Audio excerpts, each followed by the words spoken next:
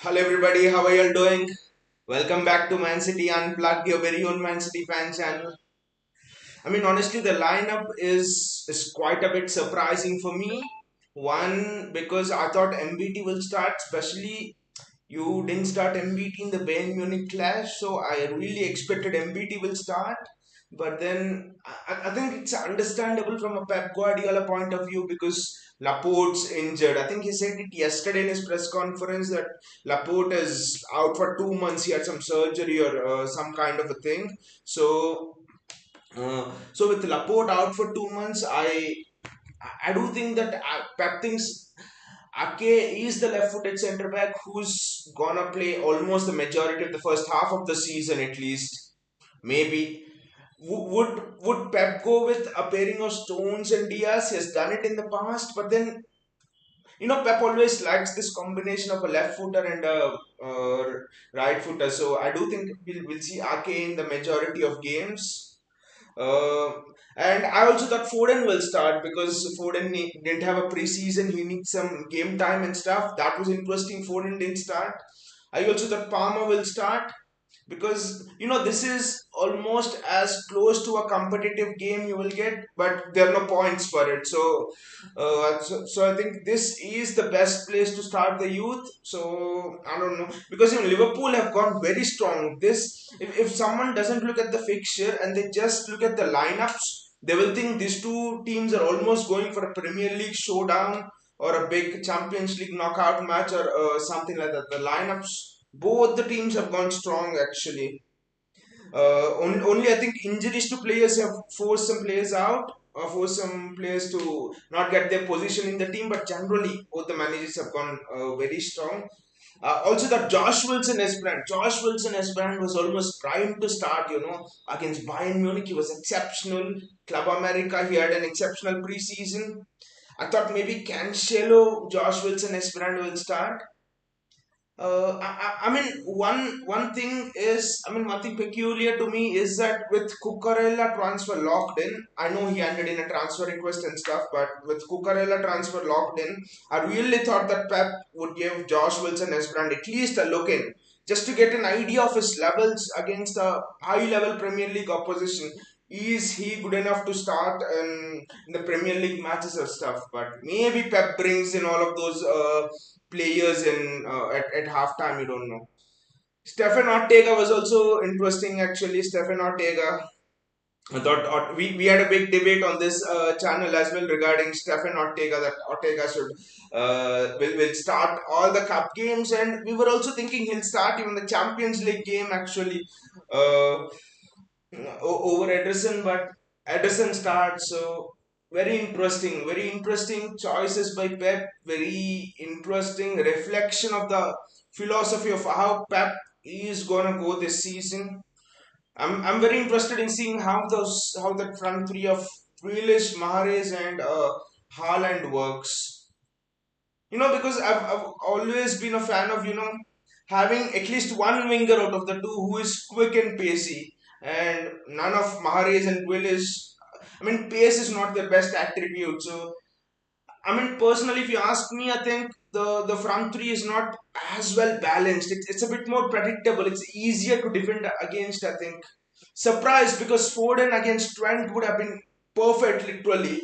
Foden against Trent would have been the almost the battle of the match, like it was in the last two Premier League games we played against Liverpool. So Pep refusing to use pace against Trent is something interesting. Interesting decisions by Pep Guardiola here. Darwin Nunes will be another interesting one, coming off the bench and stuff. A lot of subplots to look into in this match. Haaland will be the biggest story in the midst of all of those subplots. The teams are in the tunnel and they're lining up. Klopp had an interesting chat with Gundogan and then De Bruyne and then Haaland just inside the tunnel. They're walking out. Anderson is the captain for Liverpool. Adrian, Allison missing will it be a blow for Liverpool? They'll miss his distribution a bit, but Adrian is a good shot stopper for them. Yes. I think with Laporte out for 2 months, it becomes a necessity now for us to sign a Cucurella. There's no excuse because suddenly bringing in Cucurella will give you two options. You can drop in at left center back as well. He's a left footer, and then you can play Cancelo at left back. And I mean the options are virtually endless if you sign Cucurella. I know he's handed in a transfer request, but just pay up, Pep. Pay up, Texiki. Not Pep, sorry. Pay up, Texiki. Pay up for us for the transfer of Cucurella.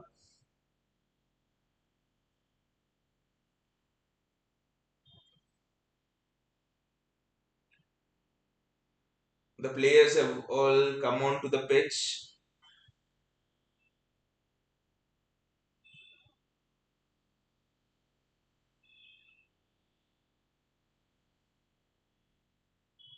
I don't know who is she.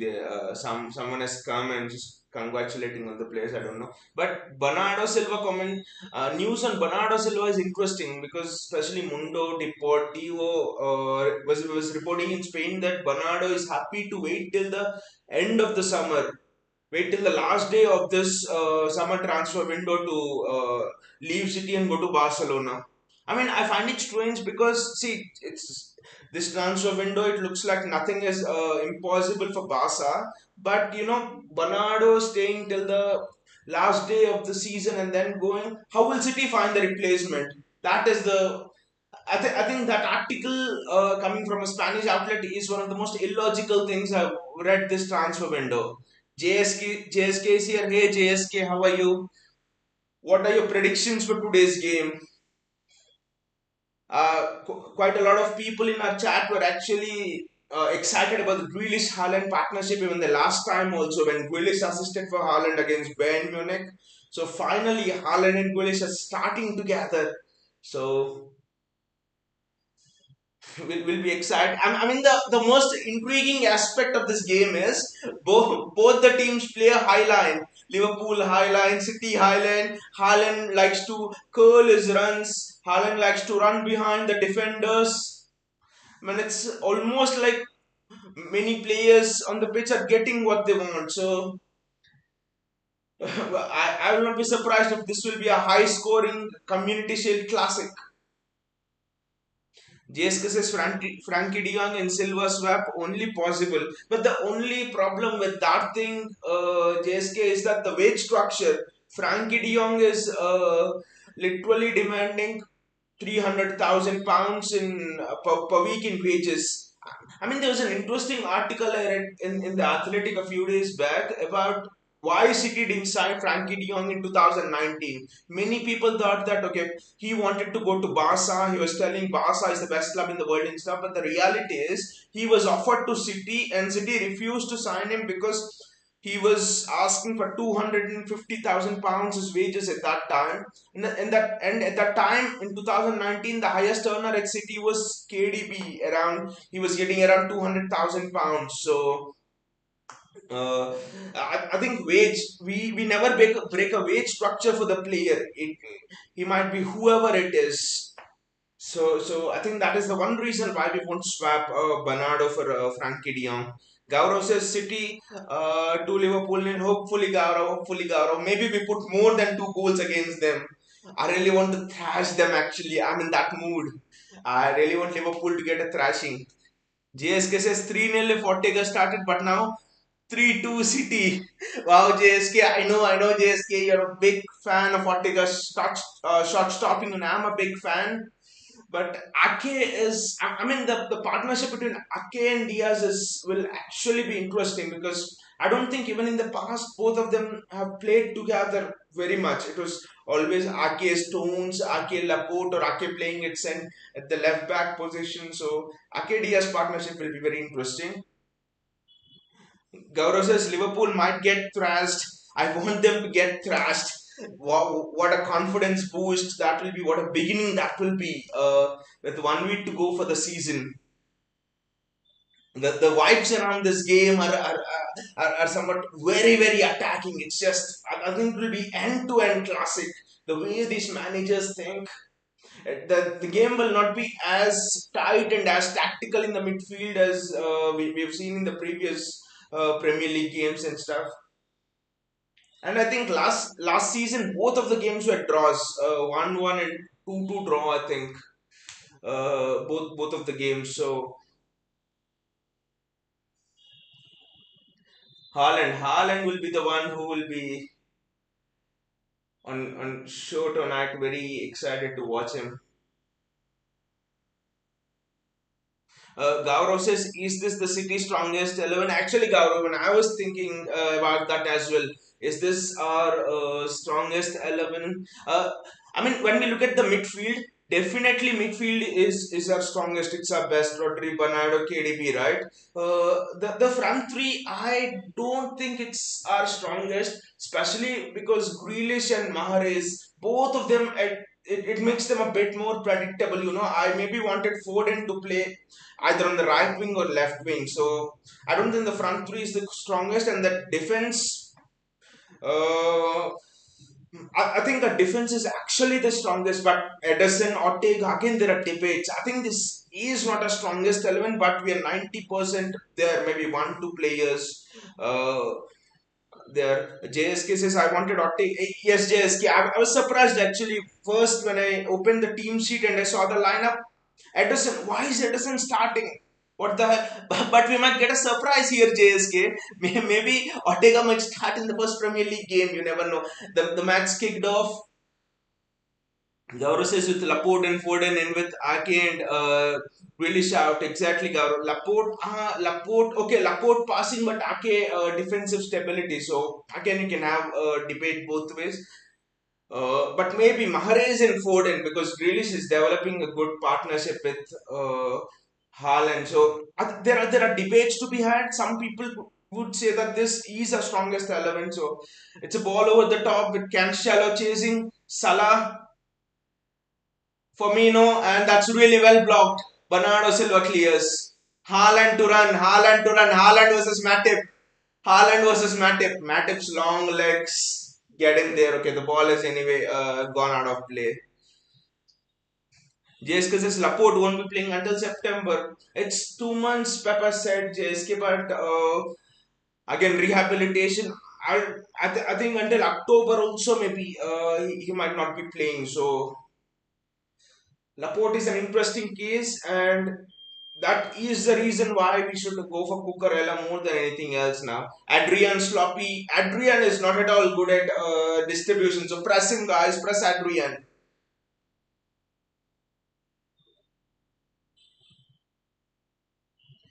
Cancelo with the throw in. It's just that everyone's cancelling each other out now. Nasty little foul by Rodri on Salah, I think, on Luis Diaz actually. We have to be careful about Luis Diaz here because he comes in and he cuts in and he shoots on sight. So we have to be careful. I'm interested in seeing Nathan Ake against Liverpool's press. How does he play out from the back? Because Pep was talking, Ake has improved so much. That's a mistake from Cancelo. That's a mistake from Cancelo. He's given the ball straight to Salah. Ake versus Salah. But Cancelo has and Ake double out on him. That's a good interception and a good block. Luis Diaz just shoot on side, so we have to be very careful with him. But rare mistake by Cancelo there. He gave the ball straight to Salah. Again, I was a bit confident there because same situation. I think in the first Premier League match against Liverpool last season, Laporte just got done over by Salah. If you remember that wonder goal, and Ake defended it so well. You see, I think in one-on-one defensive terms, Nathan Ake is one of the best in the league. Pure one-on-one defensive terms. Kevin De Bruyne, the ball was almost through to Erling Haaland there. Almost through to Haaland. Haaland is itching to have that first touch of the ball. The ball shifted wide. Salah there. Salah against Cancelo. It's one on one. He skips past Cancelo and he shoots it into the side netting. Guys, for a moment I thought the ball just went in. It was the side netting. Typical Salah. Typical. He was marginal. I thought he was onside actually. It's marginal, but maybe he was onside. But look at that. Cancelo was, he had no clue how to defend.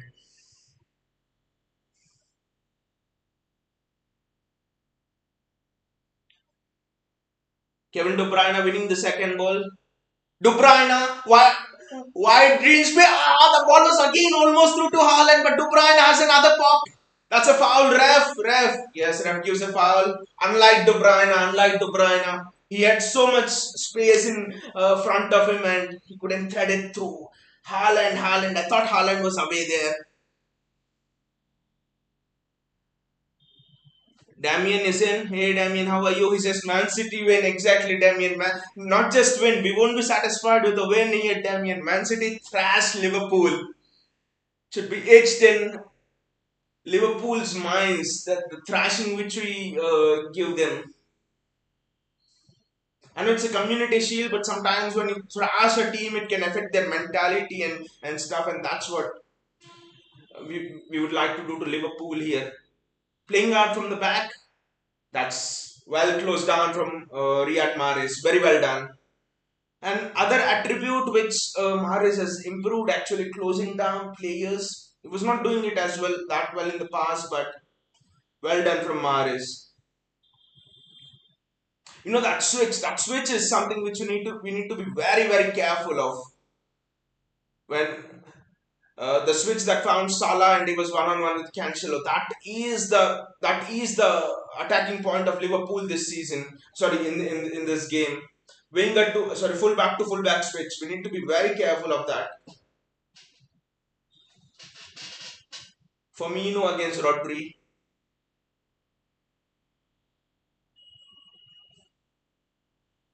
Ball goes out. We haven't got into our passing rhythm actually. Liverpool have got into their attacking juggernaut that I can say, but we haven't got into a passing rhythm. Liverpool are actually pressing us well in the midfield, and we are not pressing at all. Interesting gameplay. We against Bayern Munich, we were so intense in our press. We were like, boom, just go and get them. Both the teams were pressing there, but here Pep sort of, I won't just sit back, but he's sort of waiting for the ball to come to us, and then maybe hit Liverpool on the break. You don't know. I don't say that City is sitting back here, but we're not even pressing. We're sort of sitting in that semi low block. I mean, a block that is in between a low block and a high block. In that we are sitting in that mid block there.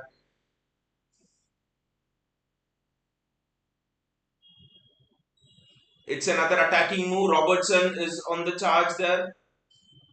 Thiago. Again, Thiago switched to the other to Salah. That is the one we have to keep an eye on.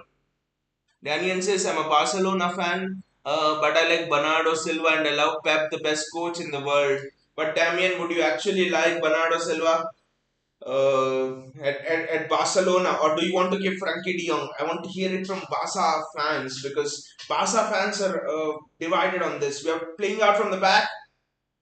That was risky. Only Bernardo could have done that, guys. Look at that. Playing a dummy when Salah is pressurizing you. Who else in the world can do that? That is why Bernardo is the best box to box midfielder in the world.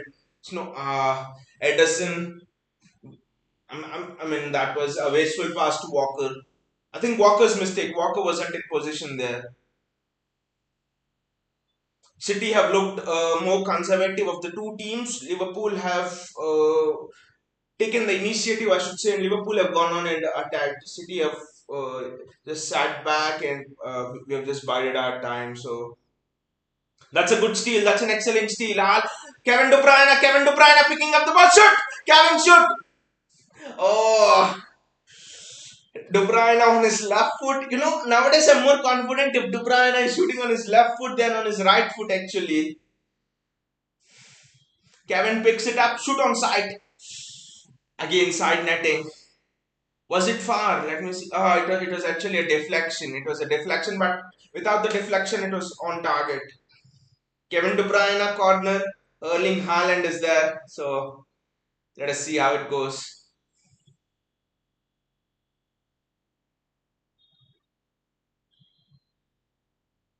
Kevin De Bruyne ball into the box. Nathan Ake. Ake is one of the best.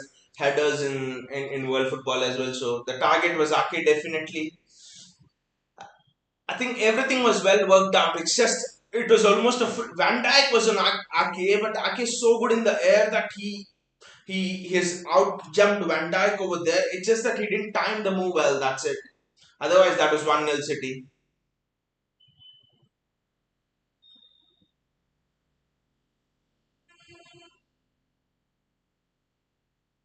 We are defending here. We are defending. We have had to defend a lot. Kyle, go back, Kyle. Kyle, show him on the outside. Oh, it was a fortuitous interception for Kyle Walker there. Fortune was with him because he didn't know which way, whom to go with. Two players, one on inside of Walker and Robertson on the outside. Walker simply didn't know what to do in that situation. Again, I think this is a bit unlike City that we have not attacked until this point. We are sitting back in a 4-3-3 shape almost. Again, Liverpool using the width so well. It seems we are actually struggling on the flanks. That's very well defended by Ake there. De Bruyne with the touch. Haaland. Oh, Haaland had a chance to play in KDB there. Maybe he didn't see because that was a clear chance. KDB was through on goal. I was like, how can Haaland not see it? KDB was almost through on goal at that moment. Bernardo Silva,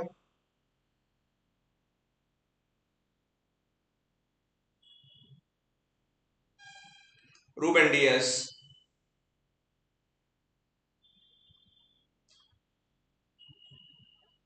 Kyle Walker has, I mean, when we have position, it's interesting. We are shifting back into a 3-5-2 with Walker as almost as a third centre back.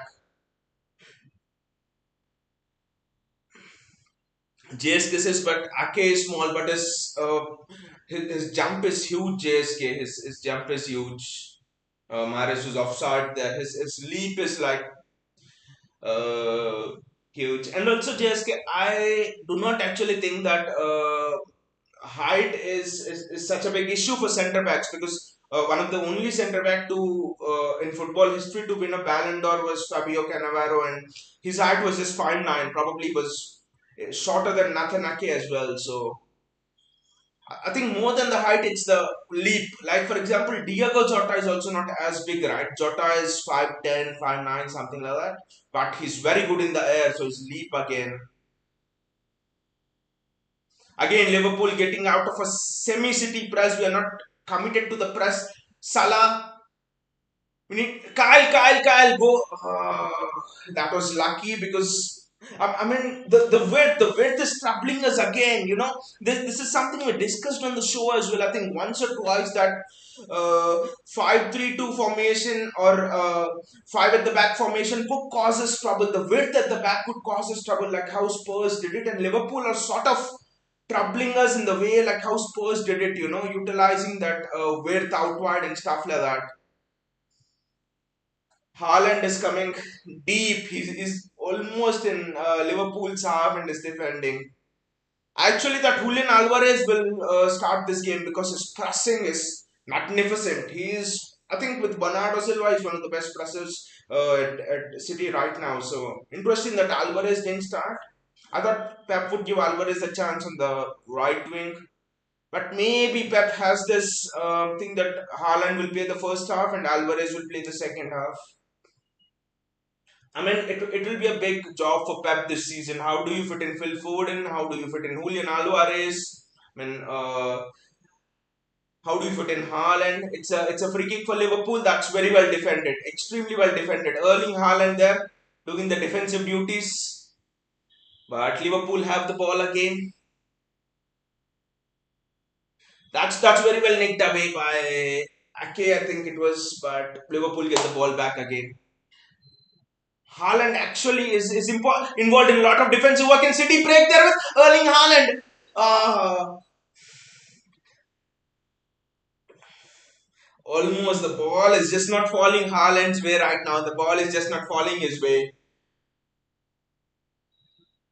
The match is right now, it's gone condensed actually in the midfield. There are a lot of, I wouldn't say shabby tackles, but there are a lot of little niggly tackles, little interceptions happening in the midfield. The momentum was definitely with Liverpool at the start, but right now City seem to have settled into the rhythm. Kyle, sprint back, Kyle. They're doubling up on Kyle Walker on that left flank actually. Again, a switch. I mean, it's exactly the same way, guys. How Spurs defeated us. Switch on to the wings, switch wide. Again, a chance. The same way, exact same way how Spurs defeated us. We are getting outnumbered tactically here. Tactically, Pep is getting done here. The spaces out wide are killing us. Pep needs to adjust this. Pep needs to adjust this. It's literally becoming doubling up on Walker and Cancelo there. That is impossible to defend against. That's a classic. That's almost a classic example of how Firmino scored. If you guys remember in the 2019 game, January 2nd, 2019, Robertson to Firmino goal in the game we had to win in that sort of game. So I mean, I think it's a trade-off. If Pep suppose adjusts that problem at the flank, you suddenly lose numbers in the midfield. So I think when we have possession, then I think Pep's tactical system will surely come to the fore.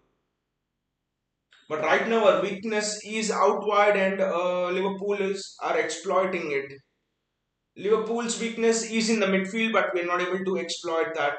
We're not able to keep possession of the ball as much. Jack Grealish with the ball. Jack Grealish on the flank with the ball. Rodri, will he shoot? No, he doesn't. This is not against Aston Villa, so he doesn't have to. Riyad Mahrez 1-1 with Robertson. Riyad Mahrez. I thought Mahrez should have, but he's kept the ball extremely well. He's kept the ball very well there. Well protected. Well done, Mahrez. Nathan Ake, his passing has definitely improved, Ake, because last season I was like, Ake slows up the game. Oh, almost a good ball, but well defended again by Matip. City keep the ball.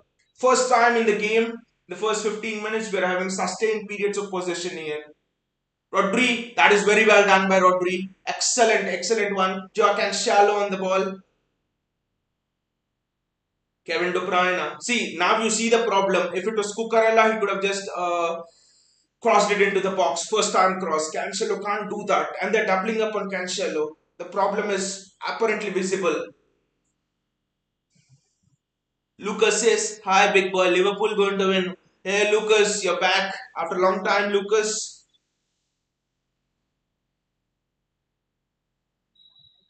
Last season, you were defending Liverpool, supporting Liverpool so much, but still they didn't win, Lucas. All the best for this season, but then you know who's gonna win. It's City all the way, Lucas. Bernardo Silva with the ball. We have kept the ball excellently well in all of that Liverpool pressure. Cancelo can't keep the ball, and we lose the ball over there. I think I think we're doing a mistake here playing in the flanks, because see, Liverpool are doubling up on the flanks while they're defending, and they're attacking us on the flanks, outnumbering us. If they're doubling up on the flanks, the space is in the midfield. I think we should cut through Liverpool's midfield. We have the players who are capable of doing that. Maybe KDB needs to come a little bit more deeper actually and get the ball.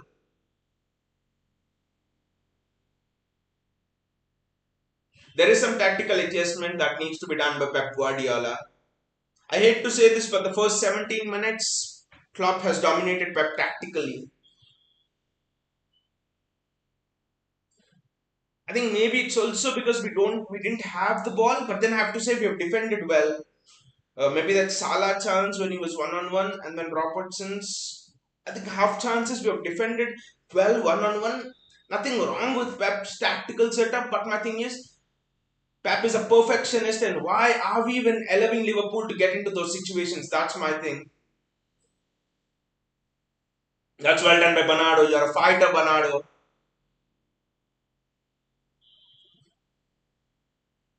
Very well done. Liverpool are laying traps out here. They're luring us. They're luring us on the premise of false space, and then they're pressing us directly. See, an example is Mahrez thought there was space and he drifted into the midfield, and suddenly two Liverpool players come and they're onto Mahrez. So it's classic Liverpool. Pep once said that they lay traps and then they hunt you. Seems that it's all calm and they hunt you then. That's a searching ball for Haaland. We are not that sort of a team.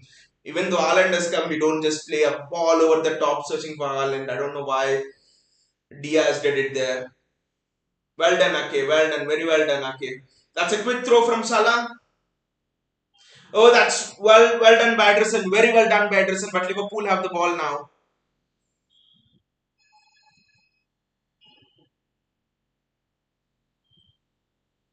Rodri, get the ball, get the ball. Yes, Bernardo. That's a foul, ref. That's a foul. Yes. The match is very competitive. Like all of the preseason matches, both of them we had were very competitive, and they're showing that's well done by Ederson. Actually, that's well done by Ederson. You could call it the Stephen Ortega effect. Ederson has already become good at shot stopping. He's improving. You can see the improvements there. Ake is improved as well. He's much more quicker in terms of knowing when to pass, to whom to pass. I thought he lacked it last season. He was lethargic and slow, which made our passing out from the back predictable. He has modified it. Haaland chasing Van Dijk down, but Van Dijk was always in control of that. Ake, Kyle, sprint back.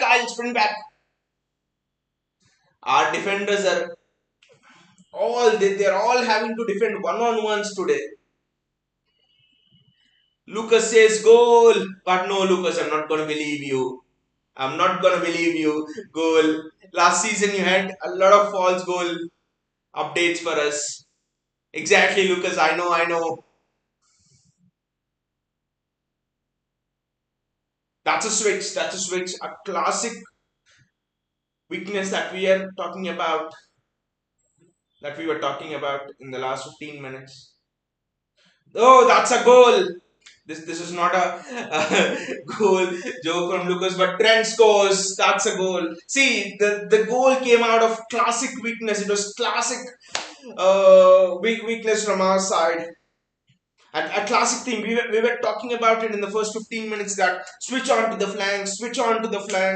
I mean, even before this match started, we were talking about it how Pep would probably have to play a 3-5-2 system sometimes in games to counter this system because Conte is gonna do something like this.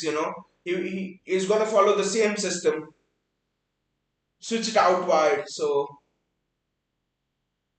I know that's a long range shot, but it's again winger to winger switch, full back to winger switch, classic Liverpool attacking. That's not on any of the player. That's tactical. That's on Pep Guardiola. Not on any of the player. Maybe Nathan Ake you could say, but the speed with which the ball comes, no. It's just a tactical thing. Not on any of the player. Yes, Lucas, I'll definitely change the board.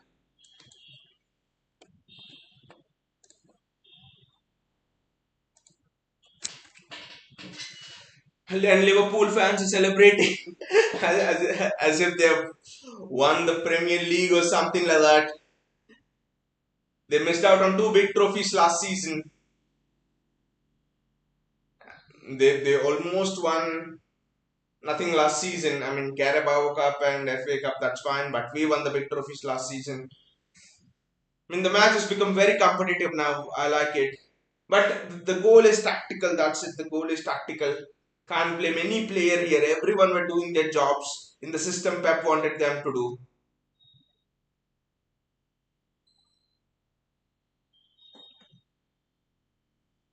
You're getting outnumbered out there. Pep needs to do something.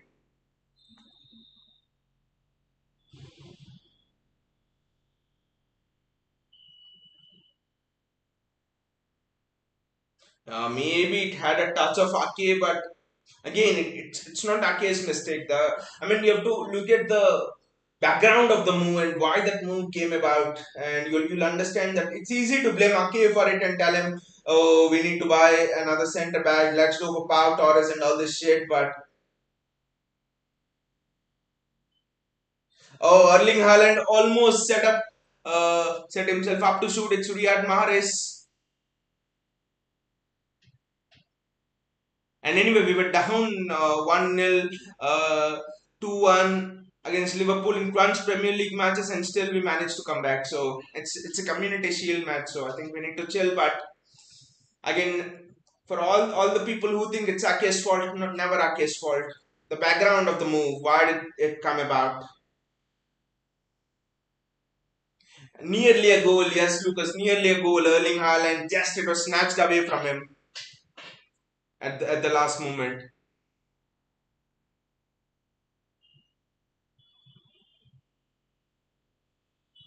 Kevin De Bruyne.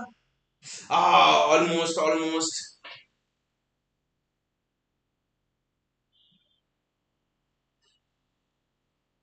Kevin De Bruyne finished a similar kind of a chance against Club America. So,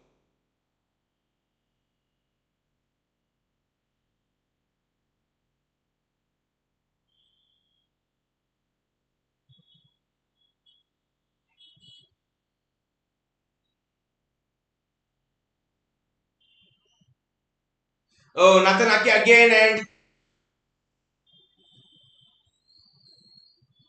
City is being stretched at the back.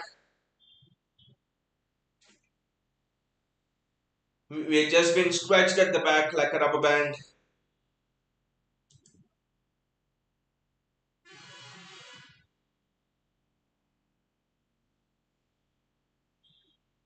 Again, our fullbacks are having to do a lot of work in our centre backs, and there's no pressing from the midfield. So we are not at all pressing for some reason, which means our entire defense will be stretched.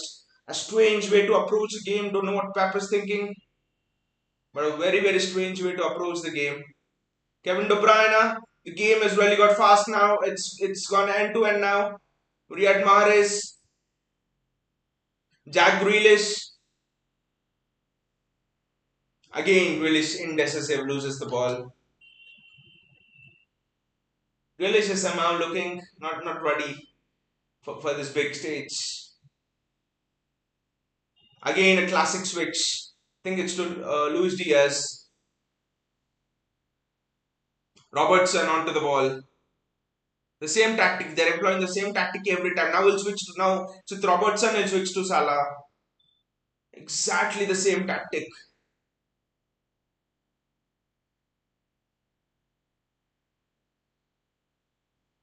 Pep needs to have a word with someone. He needs to make a change here. This is not going to work.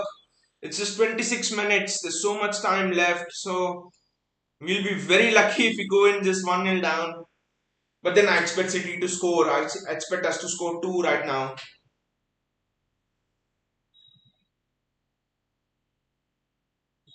We are getting on with the play very fast.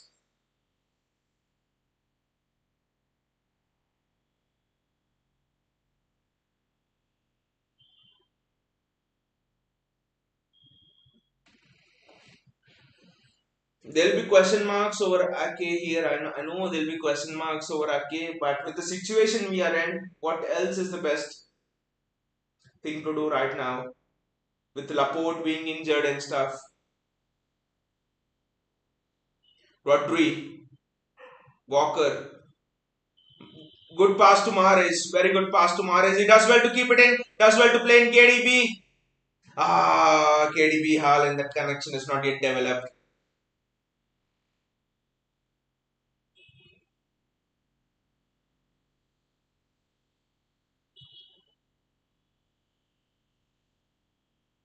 I mean, the Liverpool's first goal was just bubbling up. They had two chances prior to this. Vinay says they're not putting any ball for Haaland. I think when I can count the number of touches Haaland has had of the ball in our attacking third, it's just two, three touches. I think Haaland has had more touches in our defensive third than in our attacking third. So that really can tell you the story. But this is just 27 minutes. It's a community shield.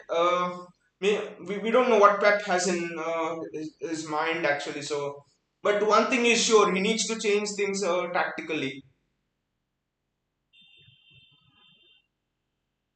And they're still cutting back, but Haaland is arriving there. I think it's that mindset again as well, right? KDB is cutting back. We're still in that false nine mindset, whereas Haaland is occupying strikers' positions. Even that has been a problem. Look at KDB. He cut it back, and Haaland was already at the near post. So I think that is something as well that will be interesting. We can't have a slow start to this season. Next weekend we have West Ham, which will be a difficult game. So maybe I would bring in Alvarez at halftime. Kyle Walker, very well done by Kyle Walker, escaping the first wave of pressure. Kyle, pass back to Mares. Yes, Kyle, well done. Ah, that's a foul. Kyle held on to the ball too much.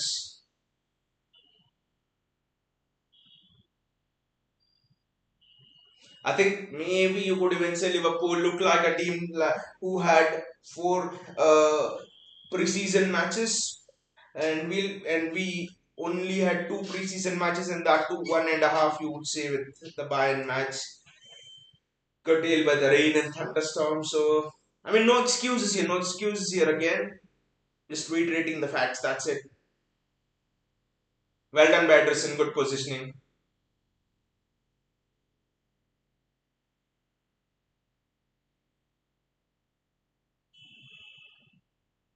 Bernardo Silva with the ball.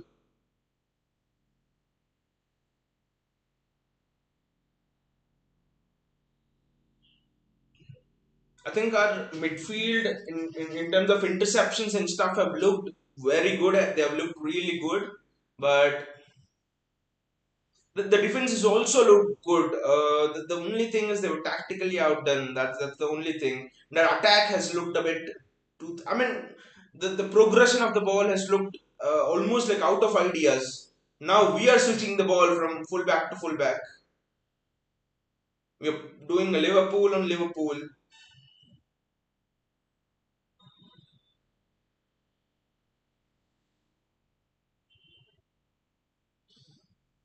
See, that's a good ball from Ake, a very good ball, but is Mahrez offside?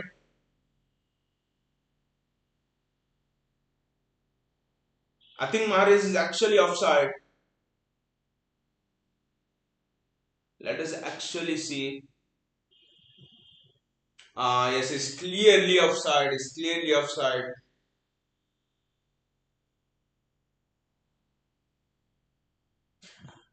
Mahrez is clearly offside there. Okay, that's a good save, but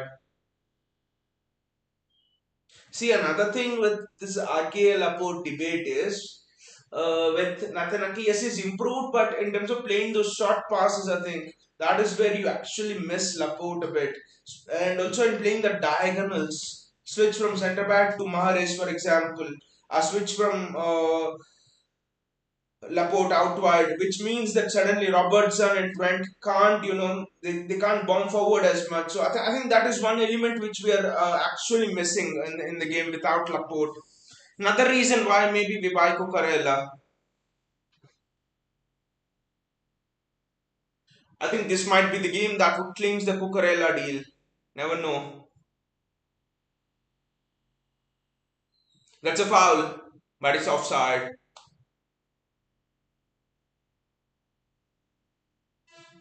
Vinay says we are missing Laporte. Ake is in ball playing defender. Exactly, Vinay. Exactly. I mean, Ake has improved in terms of his ball playing ability, but he's not a Laporte in terms of playing the short passes, the short 1-2s, playing the ball behind the opposition fullback. We're missing those little scenarios from Laporte actually. Maybe a Stones Diaz could have been also interesting because Stones is a ball playing centre back. Don't know why Stones is not starting. Hopefully, there's no niggle for Stones here. That would be very bad news.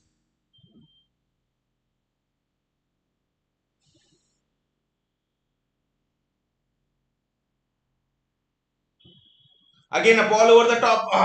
Otherwise, Diaz was through on goal. That was a timely interception by Kyle Walker, I think. Cancelo gets the ball back. Cancelo to Grealish, that is very well done. It was almost a no-look pass. Erling Haaland gets the ball. Erling Haaland.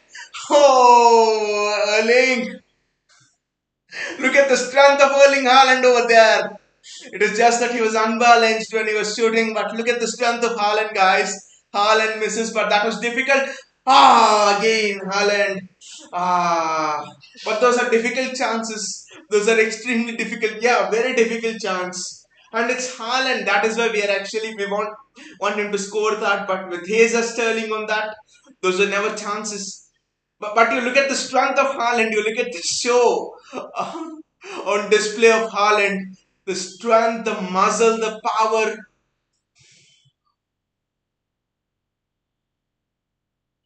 Almost even Van Dijk was afraid to get near Haaland over there.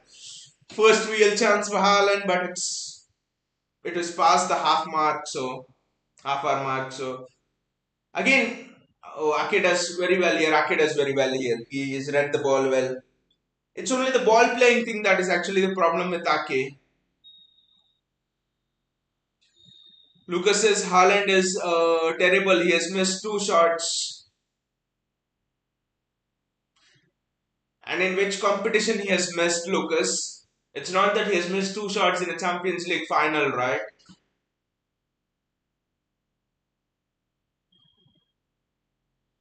On the big occasions, on the very big stages, Haaland never misses. Joao Cancelo, one on one with Trent.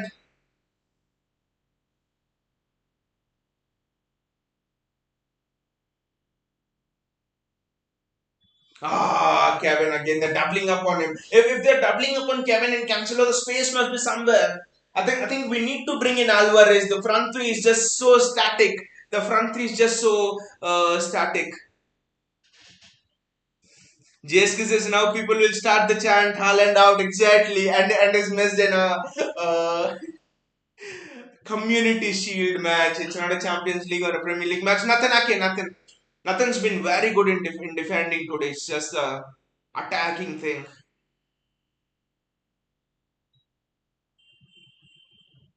Vinay says Mahrez isn't pressing. We need Alvarez. Exactly, we need Alvarez. And I've been really interested to know what are the instructions given by Pep. Because we don't seem to be pressing at all. And if you don't press this Liverpool team, they're going to make you pay. Salah with the ball, well done by Ake again. Ake is leading the back line very well. So if Ake isn't a ball playing defender, then we actually need a John Stones there, I think. For me, it's either a Stones Ake or a Stones Diaz. Stones has to be part of that defensive unit, The way he can find the passing lanes, it's just insane. Stones for me has to be part of that.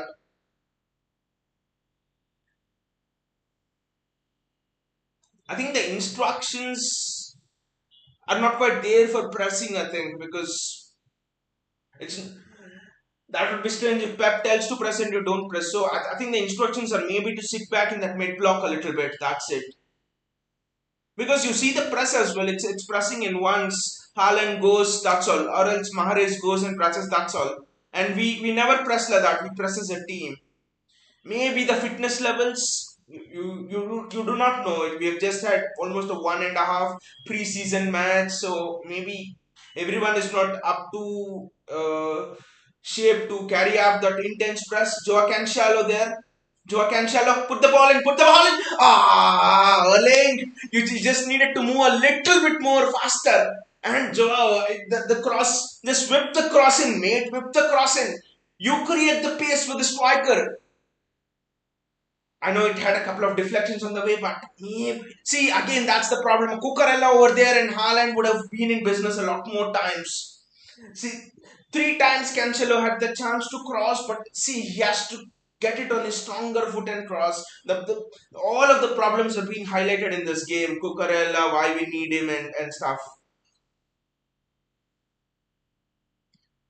JSK says, why City isn't pressing? When I says Pep is gone off, maybe LFC are holding the ball. Pep is going defensive. Yes, yes, yes. I think it's maybe a different kind of a tactic because this is strange. I'm just not going to get my head over it. Kevin De Bruyne with the ball. Kevin De Bruyne with the cross. See, KDB has missed two crosses today, two or three crosses today. So something is not right. I think we'll see a different City after half time. JSK says hashtag Haaland out. Trending. See, if Haaland wants to miss chances, let him miss as many chances as he wants in this Community Shield match, in the charity match in Barcelona. Granted, that is good, right? The strikers we have had earlier, Aces, Sterling, they used to score in these sort of matches and miss in the main matches. So if Haaland would do the reverse, I'd be very happy. That's a good ball. Jack Grealish, Jack on the ball. Jack 1-1. Jack Grealish against Matip. Kevin De Bruyne, excellent first touch. Riyad Mahrez, cut in Riyad and shoot. What a terrible shot that was. Riyad, what has happened to Riyad Mahrez? That was a classic Riyad Mahrez opportunity, right? Riyad Mahrez against Robertson, almost cut inside, shooting through the legs of the defender. How many times haven't we seen that? Vinay says KDB hasn't been in the game exactly, and considering that he's been in exceptional form in the preseason. Don't know why. JSK says, I think after the match, City will get Cucurella. Vinay says, think Mahrez is old. uh, I think if this match versus Cucurella, then I'm very happy with it. But we knew the problems before this match as well. That especially at the end of last season, it became difficult. Aston Villa clash last season was difficult because until Zinchenko came, because they were doubling up on Cancelo, so it would be foolish not to go for Cucurella or any fullback. But Cucurella, it would be foolish not to go for Cucurella, not any other fullback. I want Cucurella because left footer can play at the centre back position. Lot of things, guys, with Laporte's injury. And now Laporte's injury makes it worth to pay whatever Brighton is asking because essentially you're getting a centre back as well. Grealish with the ball, Jack Grealish with the ball. Erling Haaland, his touch is not good. Erling Haaland's touch is not good there. And the attack continues. Riyad Mahrez, that's a penalty. That's a penalty. Ref says wave on. Vinay says Mahrez is choking the attack. But isn't that the problem which we were always talking about, Vinay, with Mahrez and Grealish on the either wings, which means that there is suddenly no directness in the attack. So the opposition, so it becomes very predictable for the opposition to defend against. You sit in a low block and you hit us. It's easy to defend in that shape. So I don't think Jack Grealish and Mahrez, they make a good combo together because it just makes it predictable. I think Foden or an Alvarez has to start. It either has to be a combination of one of Grealish or Mahrez and one of Foden and Alvarez. That means that you'll have a striker who's fast, you'll have someone in a Foden or an Alvarez who's direct and who's technical, who's quick, and you have someone in Grealish and Mahrez who can hold the ball up and stuff. That's a starts high challenge from Cancelo. Now Klopp is pointing out like this angrily. What happened, Klopp, when you injured Leroy Sané for an entire season in the same Community Shield match? Where was the anger then? JSK says, I think City are getting back in the game.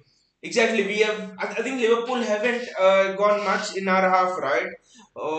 After that goal, so we are defending the flanks well now than before. I think it's about possession. In the early part of the game, we didn't have much possession, so Liverpool did what they could, and we didn't press as well. And our defense played high line. I don't understand that combination. If you don't press, that's fine. But why is your defense playing a high line? I didn't understand that thing. You're playing high line and no pressure on the ball.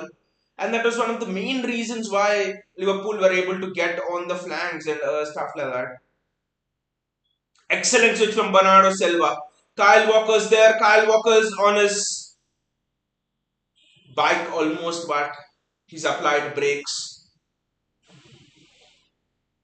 Bernardo Silva, what a player! He switched right and he switched left now. Jack Grealish, Kevin. Haaland's missed that again. Haaland's missed the ball again there. That link up play is somehow not happening between Haaland and our players.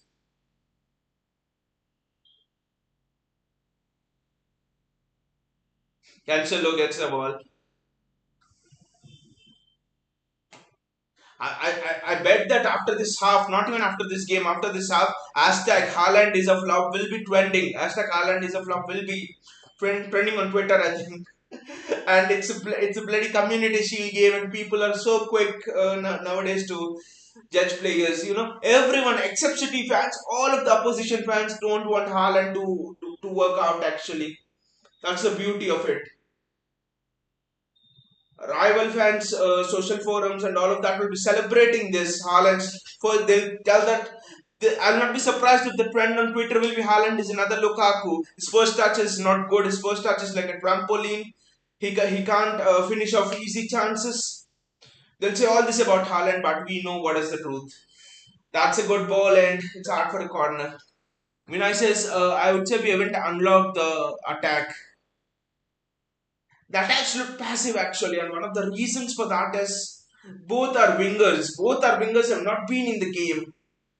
I mean, our front three have not been in the game. I don't know why. That is strange. And KDB is having to drop deep, and Mahrez with the corner. I hope we get a goal from this corner. Mahrez with the corner, in swinger, left footed. Bernardo Silva drops the ball dead from the night sky, and it's a throw in as we edge towards half time. KDB. Ah, and also another struggle has been we have been used to playing that false nine system, right? And I think we are also in that mode of adaptation to a striker system because you look at two cutbacks which Dobrana had made earlier on in the game. They were almost towards a place where a false nine would have been last season. So, and ironically, Gabriel Jesus has scored a hat trick in a preseason friendly for Arsenal. So all of the Arsenal fans, the chatter will begin now, guys. The chatter will begin that Gabriel Jesus, you've let him go. You've got Haaland, who's crap. Why did we get Gabriel Jesus go? City might have dropped the Premier League title. All of that thing will start. Nathan Ake, Joao Cancelo, again a pass into nowhere, a pass into a dark pool. I've been passing to Liverpool defenders, and those kind of passes have been made so many times in this half. See, those kind of passes are useful when you have someone running behind, but suddenly you have no one running in behind, and Liverpool on the attack. Nathan Ake 1v1, Nathan Ake 1v1. That's well done by Ederson. Excellent take, Eddie. Very well done. Really looks like Ederson has become sharp in his. KDB, KDB. How many times do you see KDB giving the ball away?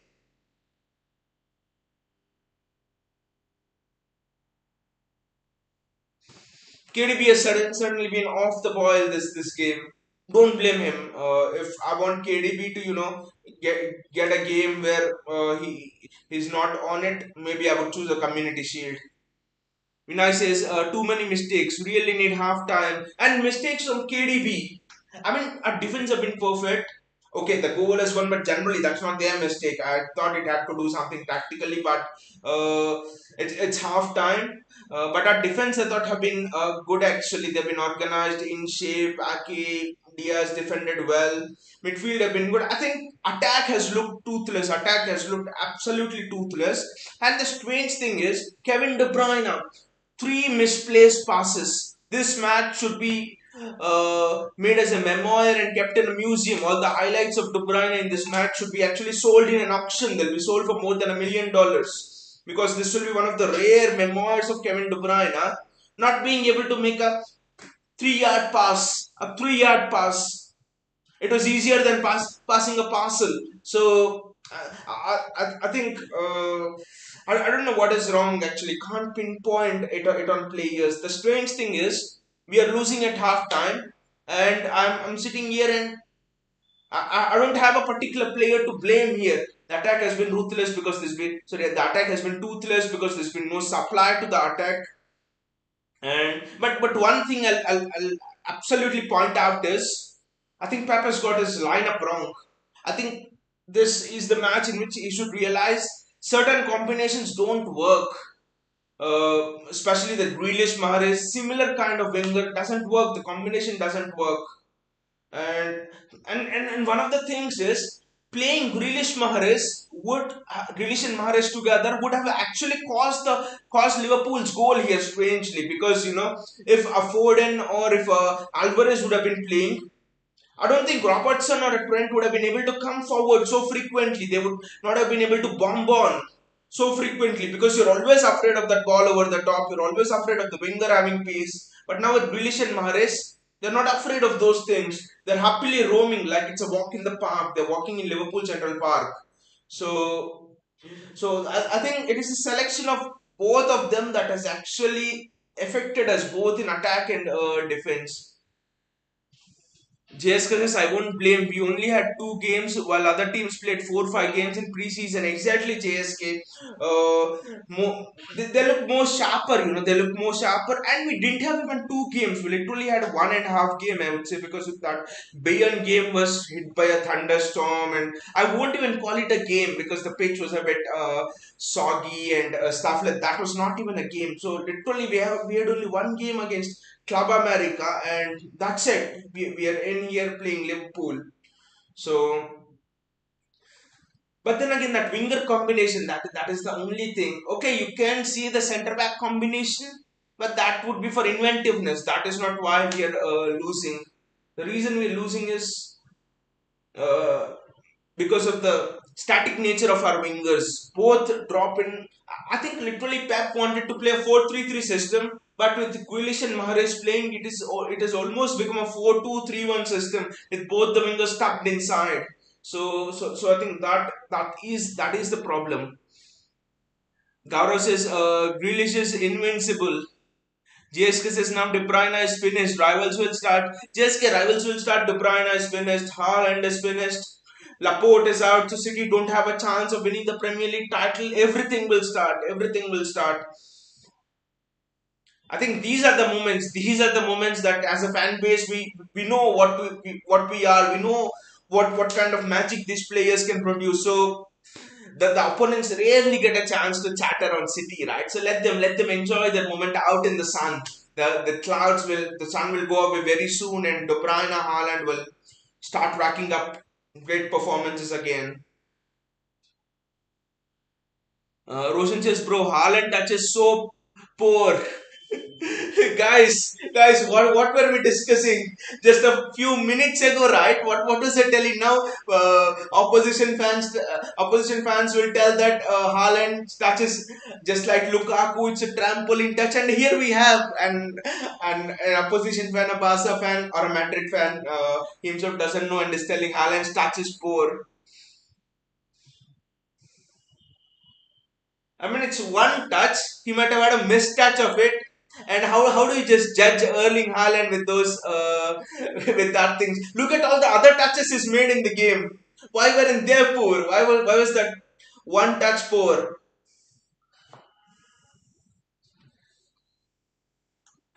Gaurav says we will score goal surely. That's what I'm hoping, Gaurav, in the second half. With I want Alvarez to come in. Actually, I want Alvarez to come in. JSK says at the rid of Roshan. Yes, we made the mistake for getting rid of Jesus and Sterling for Haaland. Sterling and Jesus greater than Haaland, right? Sterling and Jesus all day. They're finishing. Haaland is just a mediocre player who we just paid so much money over the top, right? Lukaku's better than Haaland. All trash talk, all shit talk. JSK says, how is Lewandowski doing in La Liga?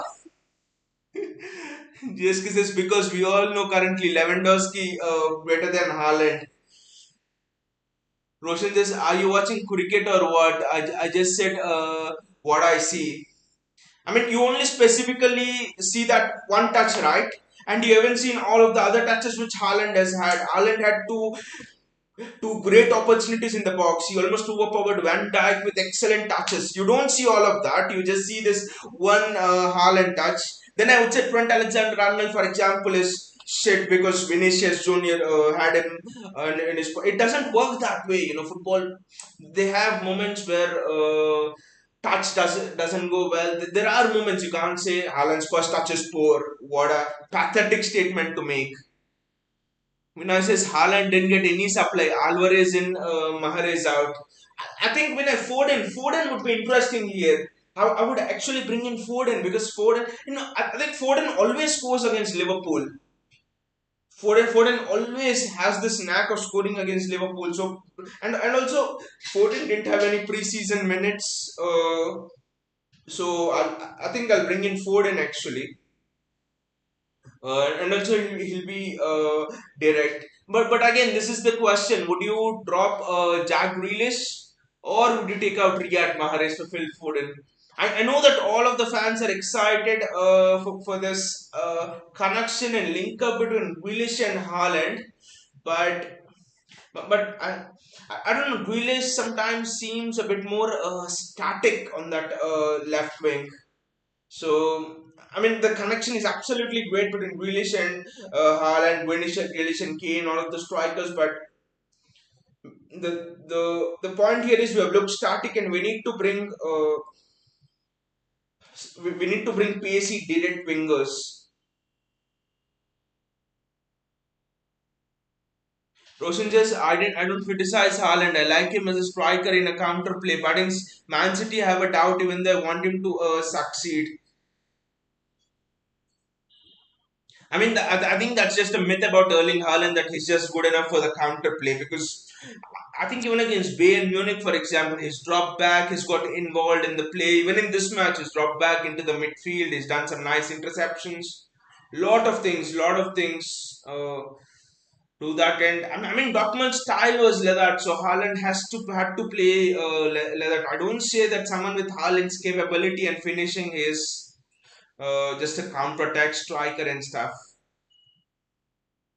Roshan says Jack really should take on the players when he gets the ball. He just back passes Roshan, but the thing is they're doubling up on him. There are two players. There's always Jordan Anderson and Robertson on Jack Grealish. How do you expect him to go forward? And he's made good decisions back passing the ball. Either do you recycle possession or do you risk losing the ball? Recycling possession, right? So that's what Jack Grealish did. Not blaming Jack Grealish at all, but the system here, the system is what I'm feeling. System from Pep. It's just too static. Vinay says Klopp has kept our defense and midfield busy. Haaland won't get any chances easily, and Klopp has kept him it busy. But then we didn't press again. We didn't press. So we have it seems that it's a conscious decision actually taken by Pep Guardiola not to press. So in a way, we have allowed Liverpool to keep the ball, then telling that Liverpool have dominated us in the midfield and stuff. So we've allowed Liverpool to keep the ball. But then again, KDB has not been good, you know. If KDB was really good in this game, if he was on it, he was on song. Haaland scores two goals at least, you know, with the balls because Liverpool were playing a high line, and just that KDB's balls weren't perfect. And another thing is, we were trying to switch it onto the wings, but suddenly the wingers are tucked in. So it's easier for Jordan Henderson or Thiago to move on to that side and give cover to Trent and give cover to Robertson. We have been, I think the wingers, we have been predictable in that wing department, been predictable out there. I won't say that we miss a pacey winger like Sterling and stuff, but we miss someone who's direct, and I think Foden is the one who Foden or Alvarez should come in. Vinay says, what's our passing accuracy? Has to be low, has to be very low, Vinay. Let me just check what's our passing accuracy.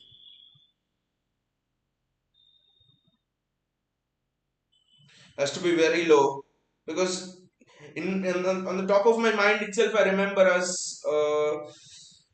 misplacing four, five, six passes easily. So let me just check the stats.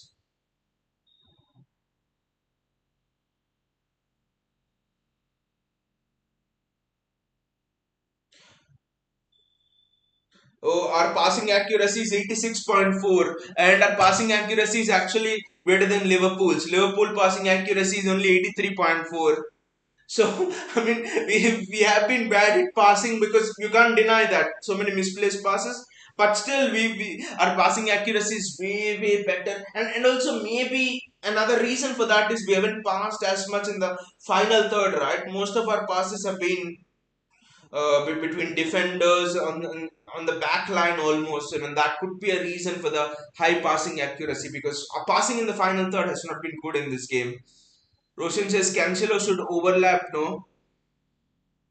Uh, Roshan, that is the thing. Cancelo is basically is a right back. His strong foot is the right foot. So when he's playing at left back, why it's difficult for him to overlap. That's why he cuts in actually. That's why Cancelo cuts in, and when he's cutting in, they're doubling up on him. So it's almost like it's predictable. Cancelo cutting in, Willis cutting in. See, guys, again, a reason why we need someone who can overlap. Why we need a Cucurella. See, if you had Cucurella would overlap, and Grealish could cut in because even then Cancelo could play it right back. Cancelo will overlap because Walker doesn't overlap as much. So Cancelo will overlap. Mahrez will cut in. So then this winger combination will work because see, one of the major tenets of Pep Guardiola's system is maintaining width, and who is giving width in this team? No one, no one is providing us with Cancelo is trying to do, but he can't. Walker can't get out from that defense because that the bombing back Luis Diaz and Robertson, everyone. So Walker can't get forward. Mahrez is not exactly a player who will offer you width because his Mahrez is cutting in onto his left foot and stuff like that. Grealish, no chance, no chance. Grealish offers you width unless you specifically instruct him. So I think the basic fundamentals of Pep Guardiola's system is missing here, and that's another reason why we are not doing well. No width. No width means again. I think we have discussed this thing as well, right, in the previous weeks that lack of width was the problem last season, and lack of width means opposition can defend narrow. Opposition knows that you will need to cut inside for making your attack. So I think you give away a lot of things the moment the opposition sees on the team sheet that there is no width on the team sheet. So Man City says, but Liverpool passing accuracy is very good in the final third. I haven't seen the passing accuracy of Liverpool in the final third. I was just telling you about the uh, overall passing accuracy. It has to be, and also how many passes do Liverpool make in the final third, right? Two, three passes, and another thing is they do winger to winger switches, and we have not pressed Liverpool well. So it's obvious that Liverpool's passing accuracy in the final third is very good. Man City says, bro, I'm afraid from now. Fabrizio Romano said if Frankie leaves, which is likely, then Bernardo is a serious target. He also is open. We know that actually, Man City, we know that, and that is the reason why we are keeping tabs on Lucas Paqueta, the Brazilian winger slash midfielder. So Lucas Paqueta too is valued at 60 million euros, and we are at the front of the queue. So Alquipe, a reliable outlet in France, has reported that. So I mean, Mundo Deportivo from Spain was reporting that Bernardo is even ready to wait till the end of the end of this window to go to Barcelona. So it all depends on the Frankie deal actually, and we are ready in that regard, Paquet, and that is the reason again why I want us to do this Cucurella thing because then it will be difficult. You're dealing with Bernardo leaving in case the worst thing happens, which would be a very difficult transfer to get done, and especially as negotiating a replacement for Bernardo and stuff like that. So that's why I think we need to sign Cucurella as soon as possible. Now says, are Barca paying the wages? He's leaving for whom? Uh, Vinay, do you mean Frankie De Jong or do you mean Bernardo Silva? Because Frankie De Jong is leaving for Man United. Man City says just now. Fabrizio said Man City says Vinay he doesn't have that much big wages. Bernardo Silva is expecting wages around 200,000 pounds.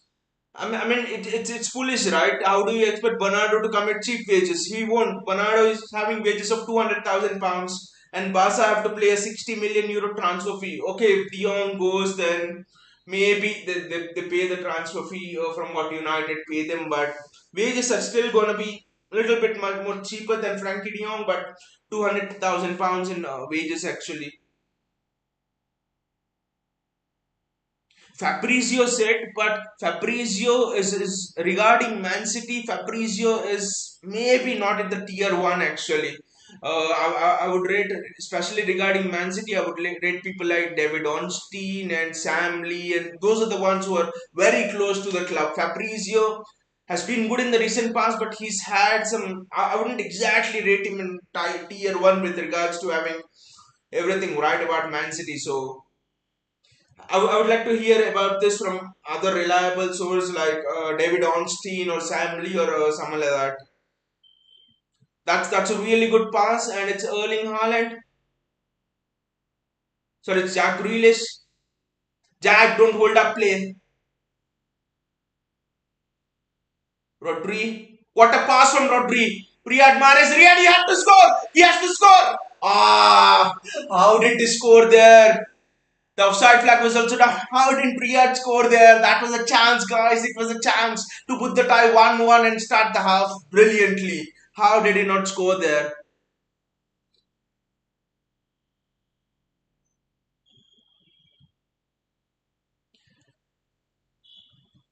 80 million pounds plus add-ons is circulating right in the media, but it doesn't seem logical at all that Bernardo is leaves City once the season starts. But we don't allow that to happen, right? I think in the worst case scenario, we allow him to stay for one more year, one more season, and then we allow him to leave. He has 4 years of contract with us, so we hold the odds. Whatever Barcelona will do, we hold the odds here. Pep would never allow that to happen. And also the outlet from Spain was reporting that Barcelona can do a deal with City, but the one standing in between is Pep Guardiola. That Pep Guardiola will generally not allow a player to leave of Bernardo's stature, especially if after the season starts. We look much better. We look much more on the front foot in this half. Maybe a system change, I don't know. But we look much more assured. Look at that. The defensive spaces are much well covered right now. Out wide. Ref, that's not a foul. That's not a foul. Mahrez is now coming back and defending. He's helping Kyle Walker. So this is interesting. Pep seems to have given a fiery team talk. Pep seems to have given a very fiery team talk.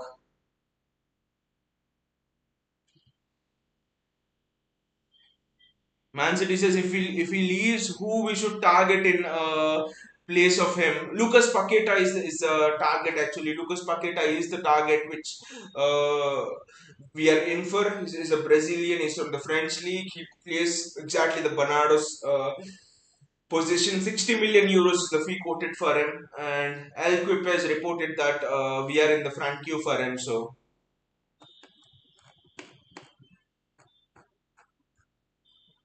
that's a ball in from a Liverpool player, and I think it's a no, it's not a foul. And Salah puts the ball in again. That's very well defended from by Ake, and we've just kicked the ball out. But what a chance! What a ball from Rodri, and what a chance that was for Riyad Mahrez.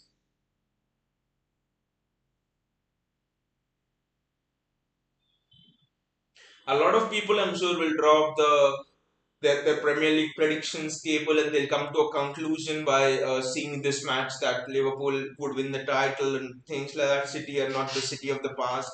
They've done a mistake letting Sterling and Jesus go and all of that. But I'm still happy with the performance. Just one, two things not happy. The way we have attacked, especially in the first half. Few things that have not gone as per plan. And we must remember that we are getting back to sharpness as well. So can't take a decision on how our season will go based on this game. We are favorites to win, even though we are poor in this game. Exactly, and that shows our quality. That shows how much opponents are afraid of us.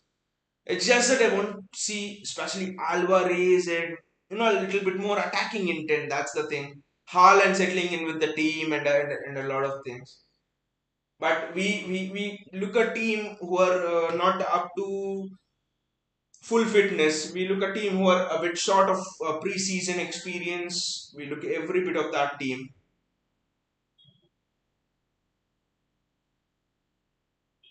That's a foul. Foul on Cancelo. Foul on Riyad Mahrez actually. Alvarez is warming up. He will come some point of the time.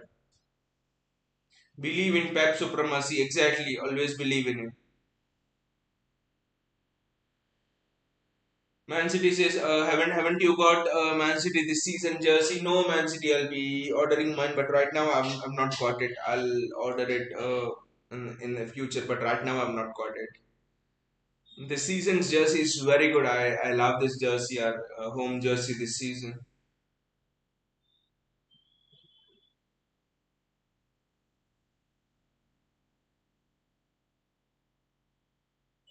Kevin De Bruyne with the ball into the box. Ah, Kevin, summer find Haaland, Kevin.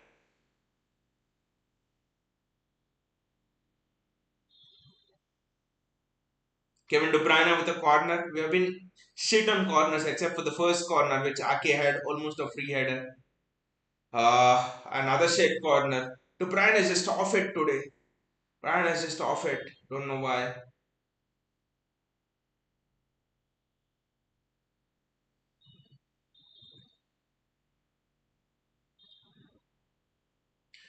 Man City says, even though I don't like Barca, I like their playing style. The playing style was very good. I liked the playing style in that era, in Pep's era. But after that, I thought their playing style just was not the same again. Under Luis Enrique, okay, it became much more direct, much more faster. It slowly watered down. But yeah, when Barca were in their prime, 2008 to 12 that season, I really liked their playing style. Nathan Ake. See, this is the thing. Ake is being pressurized. Laporte would have played the ball forward, but an Ake will always be looking to play the ball back. See, this is something which we lack actually. You draw the players onto you and then you pass it back. So because you draw the players onto you and if you pass it forward, the space is there for you to run into. So that is something which we are gonna miss with Nathan Ake. Sorry, with Laporte out. Maybe bring in a John Stones to address that.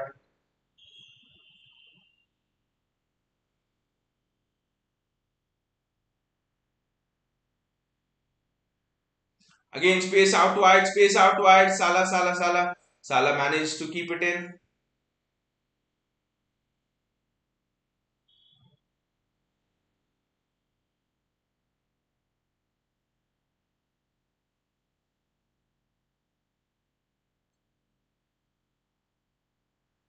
Oh, that's well blocked. That was almost the same kind of shot, right? Which Trent Alexander-Arnold got a goal.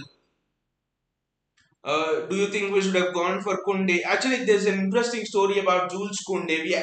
In fact, we actually went for him. It seems, but then it was late. So what happened was the story was that after Chelsea lost out on Jules Kunde to Barcelona, uh, Chelsea made another inquiry. I think it was 3 or 4 days back that Chelsea wanted Nathan Ake. They were ready to pay 50 million, 60 million, whatever. And then City made a last minute inquiry for Jules Koundé through intermediaries. They asked if it was possible to hijack up Barcelona's deal, if it was possible to do a Barcelona on Jules Koundé. But the response was a strong no, and that's why we didn't go for Jules Koundé. The main problem was if Ake would have gone, we would have gone for Jules Koundé. That's very well done by Kevin De Bruyne. Kevin De Bruyne running with the ball. It's Jack Grealish. There is wide open space. Jack Grealish one on one with Joel Matip. Crab ball, Jack. That was the ball, Jack. Could have set up Erling Haaland there. Jack Grealish, that was your chance, man. We are getting into positions in this half slowly, so that's a positive thing.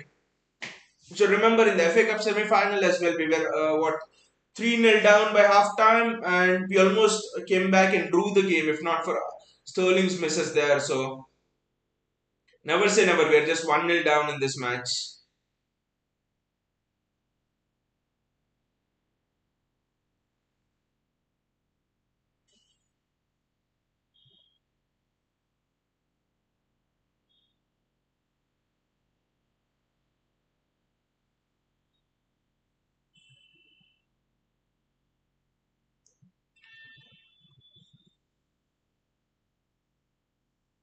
Ronald Araujo is too physical for Rudiger there in El Clasico. I haven't actually seen the El Clasico, but yeah, I've actually heard about it. I've heard about how Barca had dominated Madrid. But personally, I never thought that Rudiger is a good defender in a back four. He's a good defender in a back five, in a three centre back system, but not in a two centre back system. And Fabinho, Liverpool have passed out well from the midfield over there. That's very well defended again. The game is being stretched here end to end. Sorry, Kevin De Bruyne is having the ball. Erling, make a run. Erling Haaland went early and it was offside. The chemistry is just not there. Vinicius is really pathetic today. So pathetic, right? De Bruyne had the ball there and Erling Haaland didn't go for the run. I think this might be a worst performance in the last 2-3 seasons. Actually, we have never been this pathetic. It suddenly seems like we are a toothless team now. Oh, Alvarez is coming in, Foden is coming in, guys. Alvarez and Foden. I think this will actually show what is our best winger combination. So this would probably mean that Mahrez and Grealish both are out. Now, will be interesting to see how Trent will defend, how Robertson will defend. But I think that actually, Darwin Nunes is also coming. So it's all going off right now.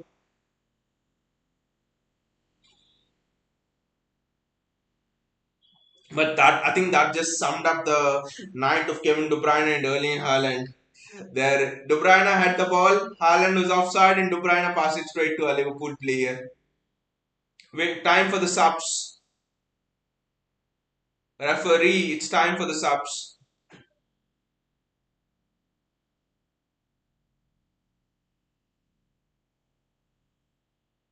Mahrez is going off.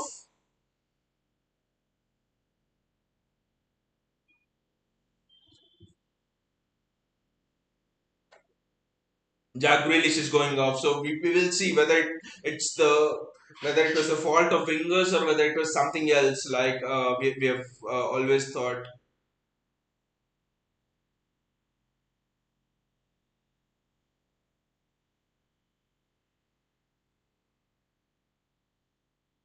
Darwin Nunes is coming on as well. I think it will be Luis Diaz. It's Firmino who is gone. So this might be Liverpool's best front three right now with Salah, Darwin Nunes, and Luis Diaz. This could be the front three. They could actually play for most of the Premier League season. Trent with throw in.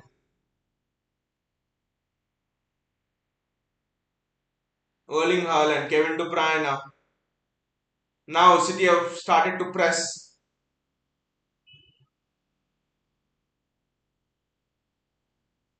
The system is also interesting. It's not a 4-3-3 classic system. Pep is trying something out here.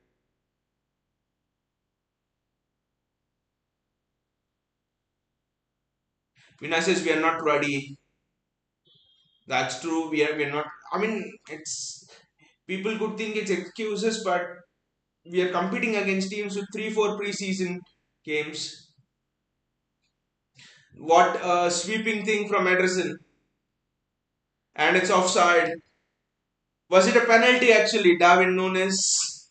I thought actually Edison got the ball cleanly, but was it a penalty? I don't know. But look at the pace of Darwin Nunes.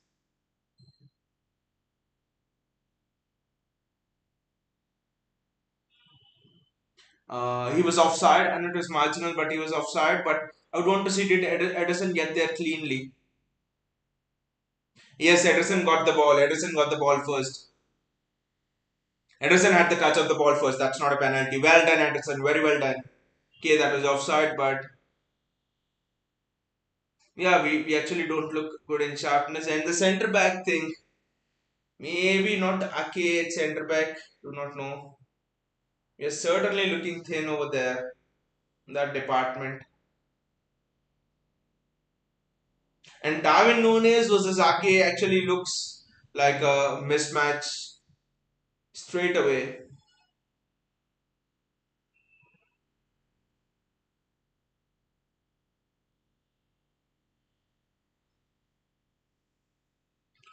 No one's coming to receive the ball. Kyle Walker screaming. It's Bernardo Silva, Rodri. I mean, also you would have to give a bit of a benefit of doubt to Pep as well. He's having some new coaching staff. He's lost Juan Malilo. He's lost Sterling Hayes. So new players adapting to the system. What a ball from Kevin! That was well defended, but classic Kevin De Bruyne. Looks like Kevin De Bruyne is suddenly back. Rodri against Luis Diaz looks like an absolute mismatch. Ball wasn't good and Salah had to go. Salah was forced wide to pick it up.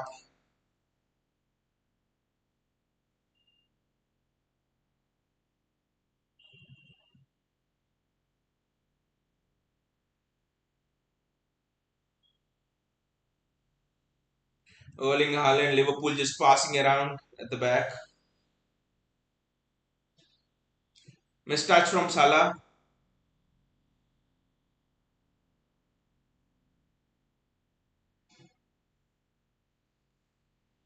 But yeah, I mean we're looking a bit threadbare in defense as well now, especially against Darwin Nunes. This half will be a big test for us.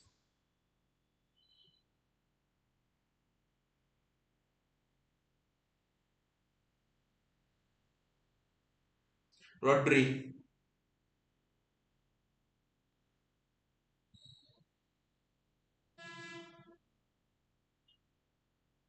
What a ball that is! Julian Alvarez is quick, but the defender had a run on him. But that's excellent pressing. See, Alvarez comes, he puts pressure on Adrian, and suddenly Adrian kicks it out. Pep knows that there's a lot of work still left to do with this team. Phil Foden, Kevin De Bruyne, Foden. What a ball! Out to Julian Alvarez, I think. Kyle Walker. You know that ball is too predictable. You just can't keep on playing that ball. It's too predictable and easy to defend against. We have to cut through Liverpool here if we have to score a goal. We will get that one chance, I'm sure. But the only thing is, we be hold? Will we be able to hold up at the back and able to take that chance? That's the only thing. We are definitely not ready. That's well intercepted by Ake. If that was not an interception, it was a 2v1 at the back. That was just gone. See, suddenly with Foden and Alvarez, there is that rhythm in the game, a bit more impulsiveness in the game, a bit more urge on our part to go forward. To Brian suddenly is playing those inventive balls. I think the problem was both of them, Mahrez and Willis, don't make those runs and make it too predictable for the opposition. That was the reason. Ruben Diaz did well, and Nathan Ake, yes, you need to have a touch, but that's well done by Ederson again, one on one. Ederson's having a display here. Ederson's putting on a display here, whatever anyone might say. Ederson's going to get very high rating today, and Kyle Walker's done very well. Kevin De Bruyne gets on the ball. Kevin De Bruyne, why is it a foul, ref? Why is it a foul? Vinay says Ederson again sweeping. This isn't good. Uh, Ederson getting a high rating isn't good at all, Vinay. Again sweeping. But then look at Darwin Nunes. He's also missed chances. One on one. Haaland would have finished it for sure. That is the kind of finish which you expect with from Sterling, right? Straight at the goalkeeper in a one on one situation.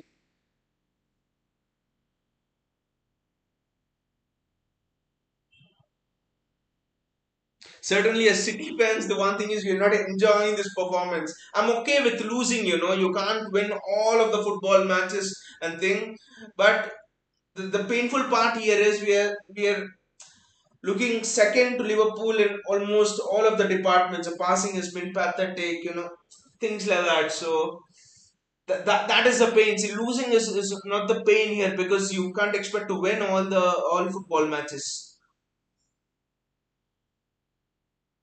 They're showing Darwin Nunes. I would not say Nunes miss. Instead, I would say Ederson save.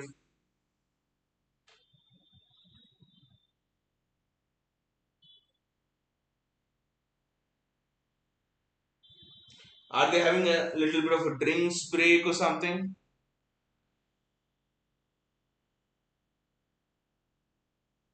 Well, I myself will have some water and come.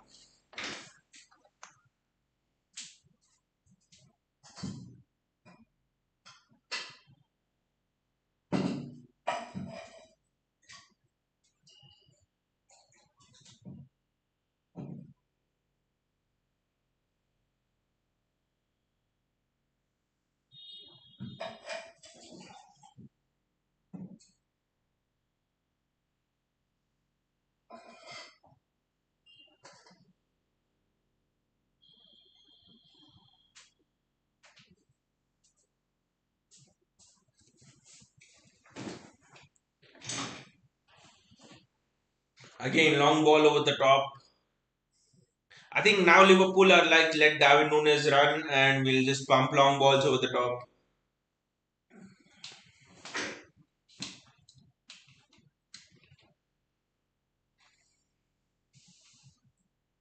It will be an end-to-end game. Ederson will have to sweep many more times. Pep Guardiola is having intense discussions with Rodolfo Borrell, his second in command now after Juan Malilo has left.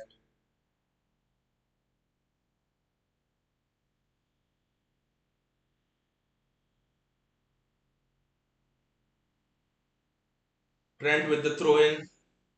Good interception by Rodri. Rodri's been immense as well in this game. The only people who have struggled is our attackers, De Bruyne, Haaland, Grealish, Mahrez were pathetic. What a ball from Henderson. What a ball. De Bruyne is now running at the front three. Oh, wrong pass again, guys. How many times have you seen De Bruyne do this? Never, never, never. De Bruyne never does that. Check his name. Is it really Kevin De Bruyne who's playing? Those situations with Erling Haaland, Julian Alvarez, two of the best strikers in Europe right now running. De Bruyne would never miss a pass. De Bruyne makes those passes with closed eyes. What's happening with Kevin De Bruyne in this game? What a ball! What a ball from Phil Foden. See, seeing balls like that from Foden makes me convinced that Foden could actually replace Bernardo in the worst case scenario. You never know. Vinicius crap play today. I mean, okay, other players are playing crap, but when De Bruyne is playing crap, you know something's not right with this team today. Erling Haaland comes back, does defensive work, and gets the ball. First impression of how Haaland has adapted to Pep's system. Can shallow cuts past everybody. Julian Alvarez. Back to Kevin De Bruyne. Adrian gets the ball. And Adrian pokes the ball out.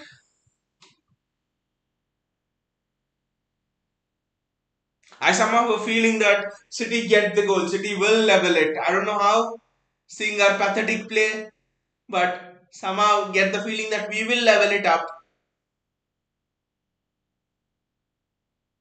Handball, handball, handball. Penalty. That's a clear handball. Ref, ref, ref. What the hell?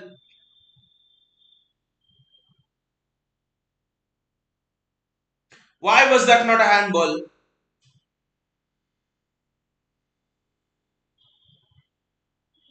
Oh, almost hand. Okay. Actually thought it was hand actually. But somehow with I somehow have a feeling that it will be 1-1. I don't know how.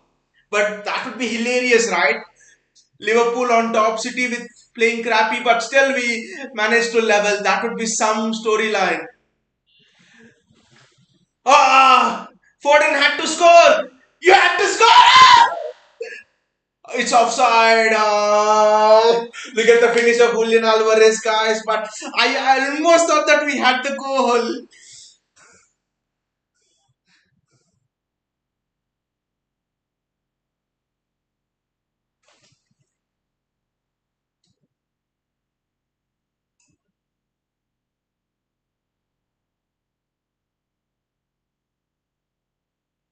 Who was offside over there? Maybe Foden was offside on the run. I don't know.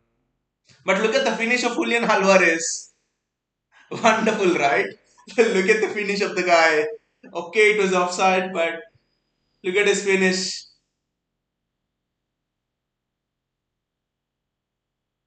Wow. Whatever might happen in the game, that finish really made it up. What a finish. Is there VAR? Is there VAR in the game? I don't think there is VAR actually.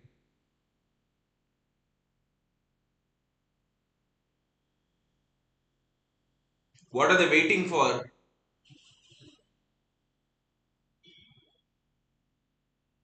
Is VAR checking this?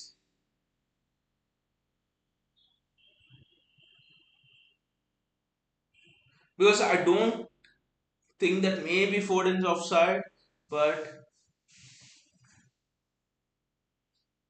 the offside was against Foden, right, Vinay? That's what he was not offside. He was not offside exactly. The offside was against Foden, and I was thinking on the far side someone was playing him on. But anyway, look at the finish of uh, Alvarez over there. Maybe I'm running behind a few minutes, a few seconds actually, not even minutes. Maybe it's a 30-second delay between my stream. The Alvarez to the rescue exactly. And the thing, Vinay, yeah, goal given. Now it's confirmed Alvarez to the rescue. And Vinay, we play so crappy and yet we managed to level. So now Liverpool fans should be thinking, all the opposition fans should be thinking, what will this team do when they are in full flow? Kevin De Bruyne has misplaced 4 or 5 passes this season. Sorry, in this match. And yet we are. But Foden's follow through was good. That's what made the goalkeeper fumble. And Julian Alvarez. That finish was outstanding, literally. That finish was Sterling, Jesus, no one would have done that finish. It's Julian Alvarez. It's that instinct again, fox in the box. This is what you get with having strikers.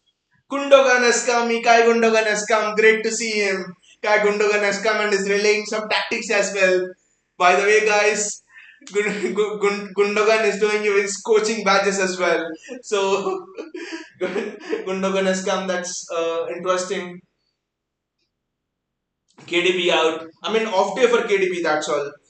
I can't blame KDB at all because okay, he's misplaced passes, but he's human after all, right? Everyone will have bad days.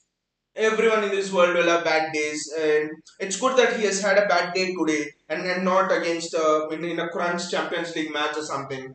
So it's fine, KDB. It's just that the hunger in KDB will grow even more. That's the only thing. I think now City are on the gear. We have engaged the gear right now. It's almost like I can hear our engine, purring and coming into life.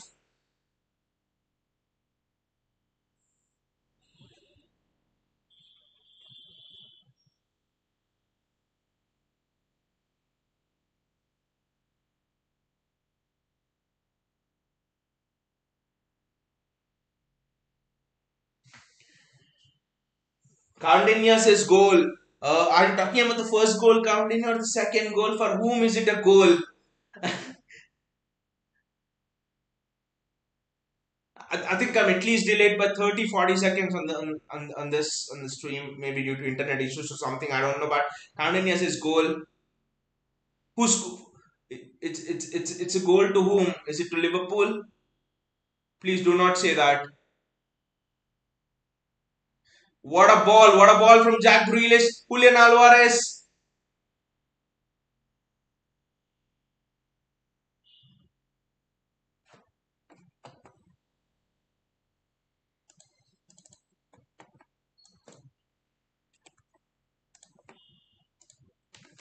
Where is the goal, Coutinho?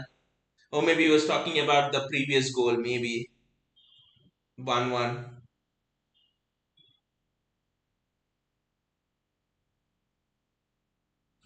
Bernardo Silva on the run. Oh, Bernardo Silva, the cross just goes over. Suddenly, City are dominating the ball. Suddenly, we've got the stranglehold of the match. See, last season FA Cup semi-final, this is what we missed. Player like a Julian Alvarez, player like a Erling Haaland, those finishes. Otherwise, we would have at least squared that game, and it would have gone to penalties. Liverpool are on the attack now. Darwin Nunes, and that's very well blocked.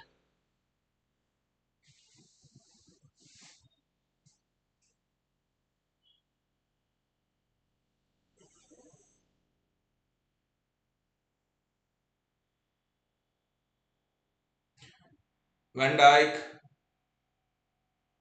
I think City are playing a 4-4-2 here. City are playing a 4-4-2 here. This is exciting. I think without the ball we are in a 4-4-2 system, but it's exciting, the 4-4-2 striker system.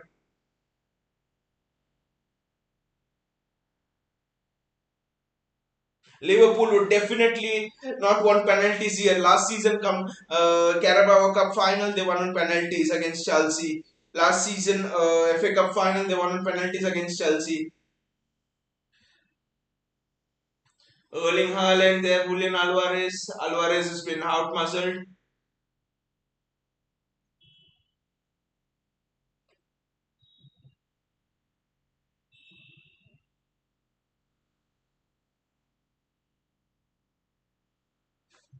Julian Alvarez with space to run into Julian. Julian, show what you're made up of. Come on. He will not lose the ball. Julian Alvarez will not lose the ball. Never, never, never. Look at that. Three Liverpool players coming on to Julian Alvarez. Counting SS, even my stream was delayed. Exactly, counting. Yeah. I think the streams of each one of us are running at different levels. They're running at different times. That is interesting. That is fascinating.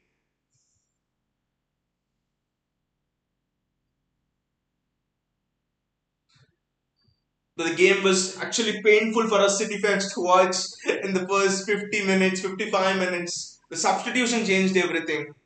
And we were crying for the substitution. We were talking about it. I think even before the start of pre-season that maybe we needed dynamism in the wings and things like that. It's not issues that have suddenly surfaced in this match.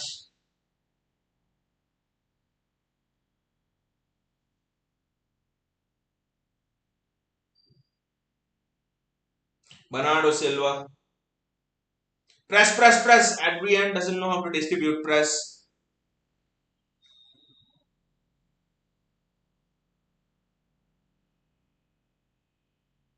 Nathan Ake. Sorry, Ikai Gundogan. Well done, Ikai. And Gundogan has got some control now. But the interesting thing is who will play the role of KDB now?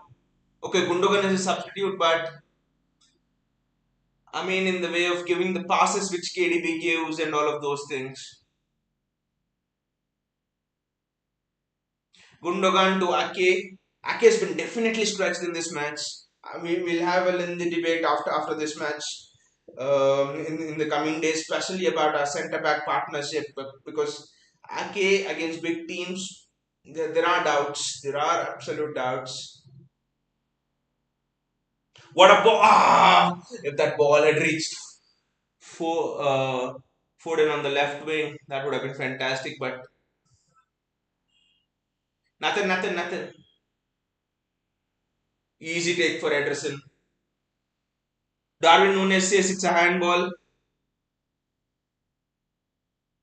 but referee is not interested. And City go on. Oh, Vinay, they've given the handball. Oh, that's today things are just not going against us.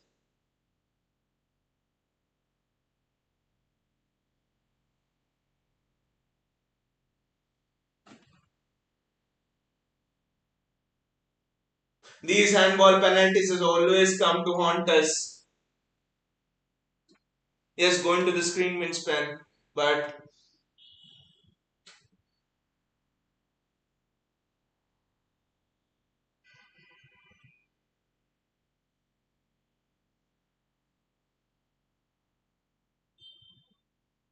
okay, even if it's a penalty and even if they score it, we've not at all been good in this game, and yet Liverpool needed a penalty to decide a match again.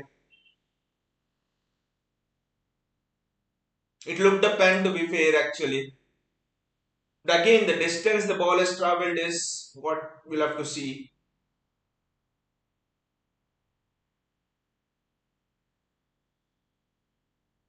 Yes, yes, exactly. The only thing that can save him is the distance is between the ball and the arm and the speed with which the ball has travelled. So I think it's a pen. You show that to any referee in slow motion, and that's a pen. But is the arm in an unnatural position? That was the only thing. I know Diaz is pulling the arm away, and is the arm in an unnatural position, and the referee is given a penalty. And Liverpool fans are celebrating in the crowd as if they won the Premier League, which they will never be, which they never did last season.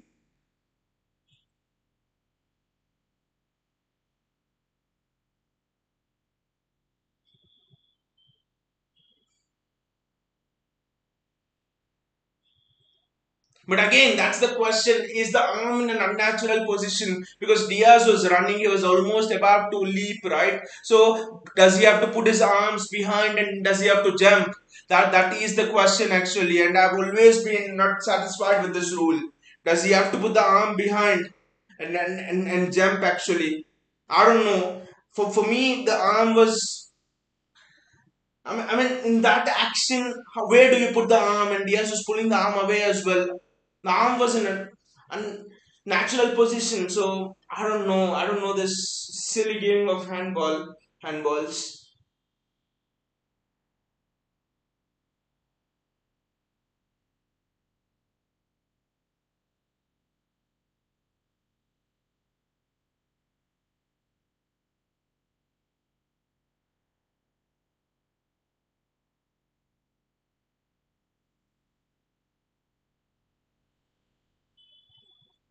Salah is striking it,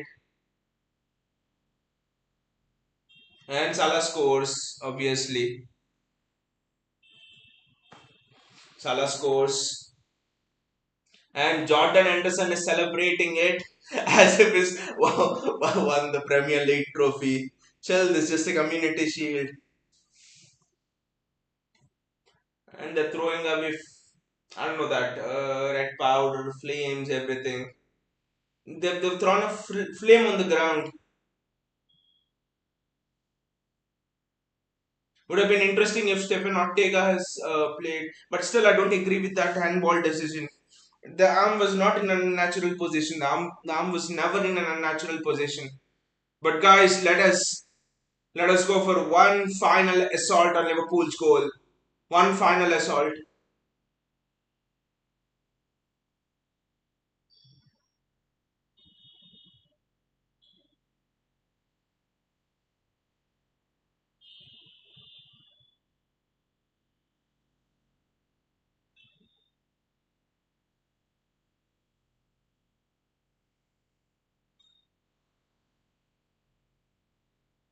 The kickoff is getting a bit delayed. I don't know why. Naby Keita is coming on, and people were telling that Naby Keita is the next Yaya Toure, and Liverpool fans were comparing him to Yaya Toure. Bullshit.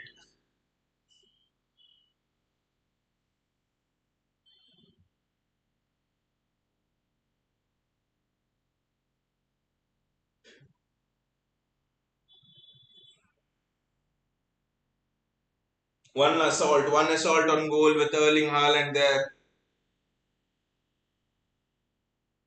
Liverpool have kicked it away.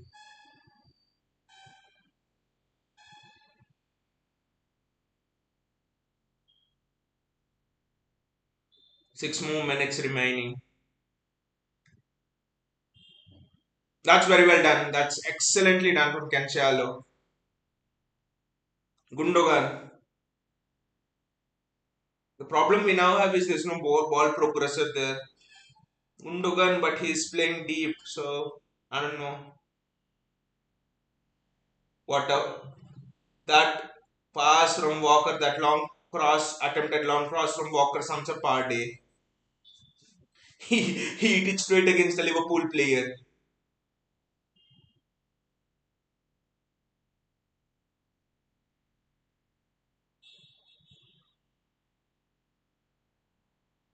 Well done by Nathan Ake.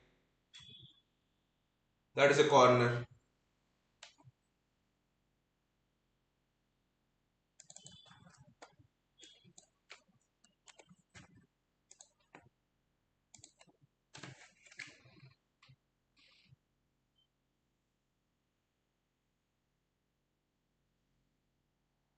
4 more minutes, and it would be pathetic if they waste time in a community shield match.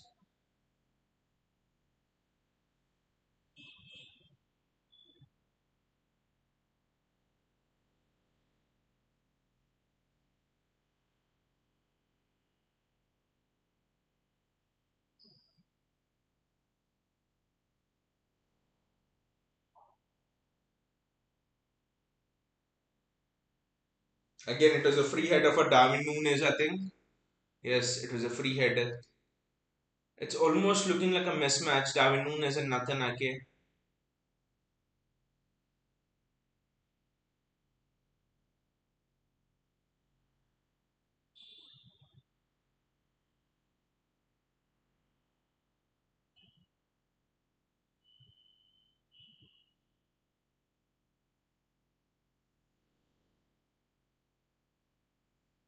Oh, that's a mistake, that's a mistake, that's a mistake.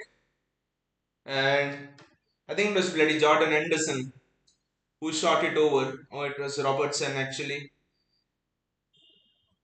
But again, it might seem that Liverpool are dominating us physically, and the only reason for that is we are not having control of the possession.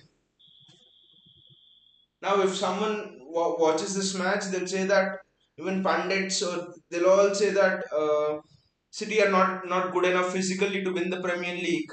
The way we have been dominated, but that's not how we play. We dominate the ball, we keep possession, we technically work the teams around. So we haven't done that today. So, and honestly, we looked short of match practice. We looked short of match sharpness today. So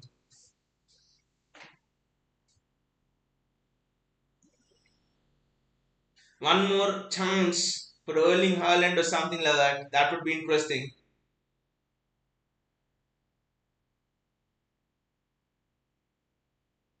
There's so much wide open space in the midfield. I don't know why Naby Keita now of all people is running through, and that is well done by Nathan Ake. Ederson pumps it long. Oh, Erling Haaland has gone into Van Dijk here. His left one on Van Dijk.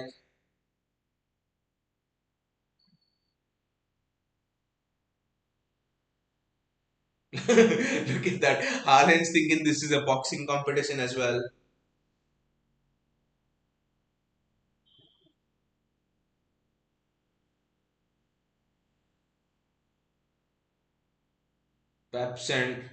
Klopp's sending on some youngster over there. Replace Luis Diaz. I don't think City will score another goal now. It's gonna end 2-1, I think, and Fabio Carvalho is coming on. I think Liverpool have bought him for around 20-25 million pounds.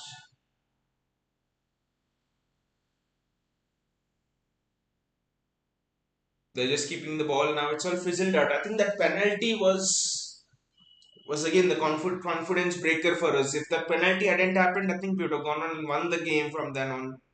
The momentum was with us. That penalty was a momentum shifter. Again, I don't quite agree with that penalty thing. How is his arm in an unnatural position there? Are you supposed to tie your arms at your back? One last chance, could it be? One last hooray, could it be?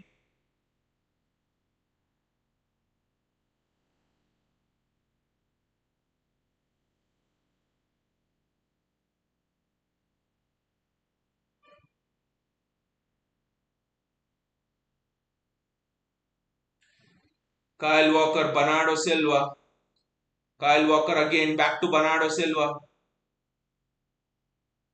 Bernardo Silva again.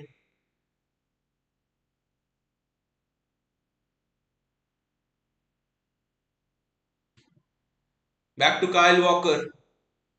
And it's gone for a City corner.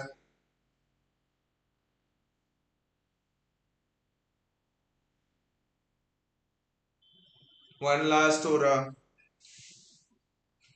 I think this is going to be the last kick of the game actually. Don't think you play extra time in Community Shield. That was as pathetic a corner as we have played this season. Sorry, in this match.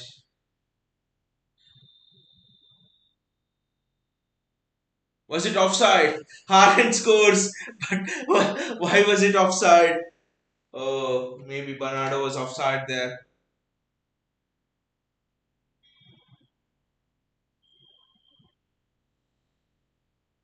Oh, the ball went out already.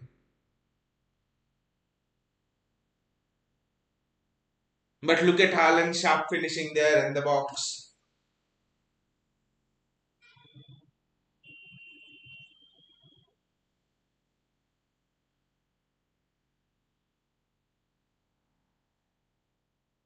That's it, I think. You don't play extra time in the Community Shield, so the match should be over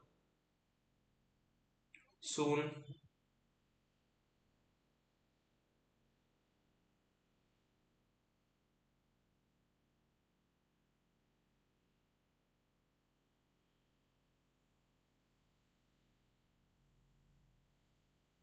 Oh, that looks a bad tackle by Ake on Darwin Nunes actually. That looks a bad tackle, but it's not as bad, so Darwin Nunes is fine. I mean, on the slow motion cams as well, whatever they show, it just looks outrageously bad.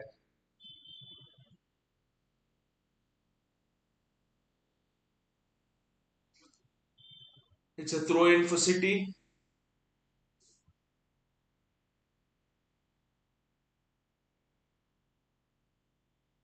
Sorry, it's a goal kick, and I mean, it's a kick from Anderson. I wouldn't say goal kick, it's a free kick for City, and it's a.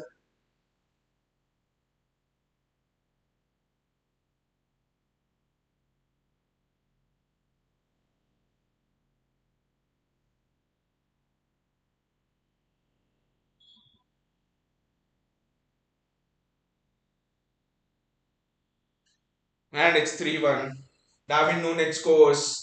It's 3-1. And Darwin Nunes is taking out his shirt. Darwin Nunes is taking out his shirt and he's doing that celebration. Darwin Nunes. They are acting as if they won the bloody Premier League. Darwin Nunes is taking out his shirt. This will irritate Pep if not anything.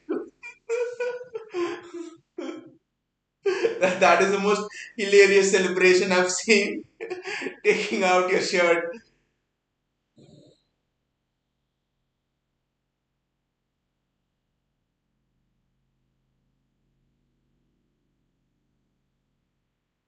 But yeah, I mean, we were not at all good to be fair. That one goal, okay, we got it, but then we gave away a penalty. Look at how we conceded the goals. We gave away a penalty, and this was also a pathetic. It was a 50-50 that Kyle Walker did not win. So We were pathetic. It is us. We are the reason why we lost the game. It's not that Liverpool played us off the park or something. Liverpool in the past have played much better than this, and still they were not able to beat us. So it's not about Liverpool playing well. In fact, it's about us playing badly. Kevin De Bruyne, I mean, misplacing four passes. I've literally counted each pass is misplaced. Kevin De Bruyne misplacing four passes, and that sums it up for you. That tells you how. I mean, it's not just Kevin De Bruyne, but overall how bad we were. Darwin Nunes scores, and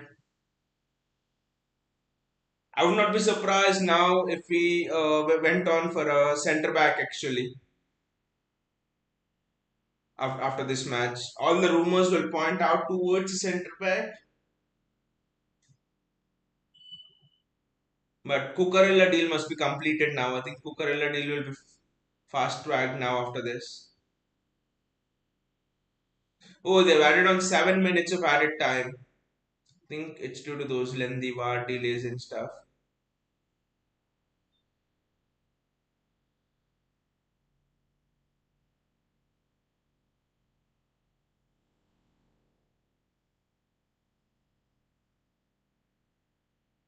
Rodri, Rodri's done well. Nathan Ake,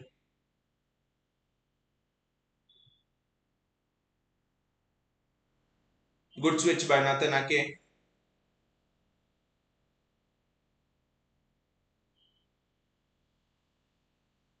Oh! You look at the miss, guys. You look at the miss of Erling Haaland. That sums up the night for us. That sums up the game for us. Erling Haaland missing from there. Erling Haaland doing a Raheem Sterling. That literally sums up the game for us. I think it was Erling Haaland only, right? Or have my eyes? Yes, Erling Haaland, open goal. Erling. That sums up the game for us. That's it. Whatever would have happened today, we would not have won this game. De Bruyne misplacing passes, Haaland missing an open goal, Mahrez and Grealish having pathetic games, Ruben Diaz handball. Literally, everything had to go perfectly for Liverpool to win this game. Look at it. Ruben Diaz handball, Haaland missing an open goal, Kevin De Bruyne misplacing passes. Lot of things. But if I will choose a game where you would say that Haaland, De Bruyne, all of us would have such a bad game, it would be the Community Shield. It would be the Community Shield more than any other game. It would be this game. So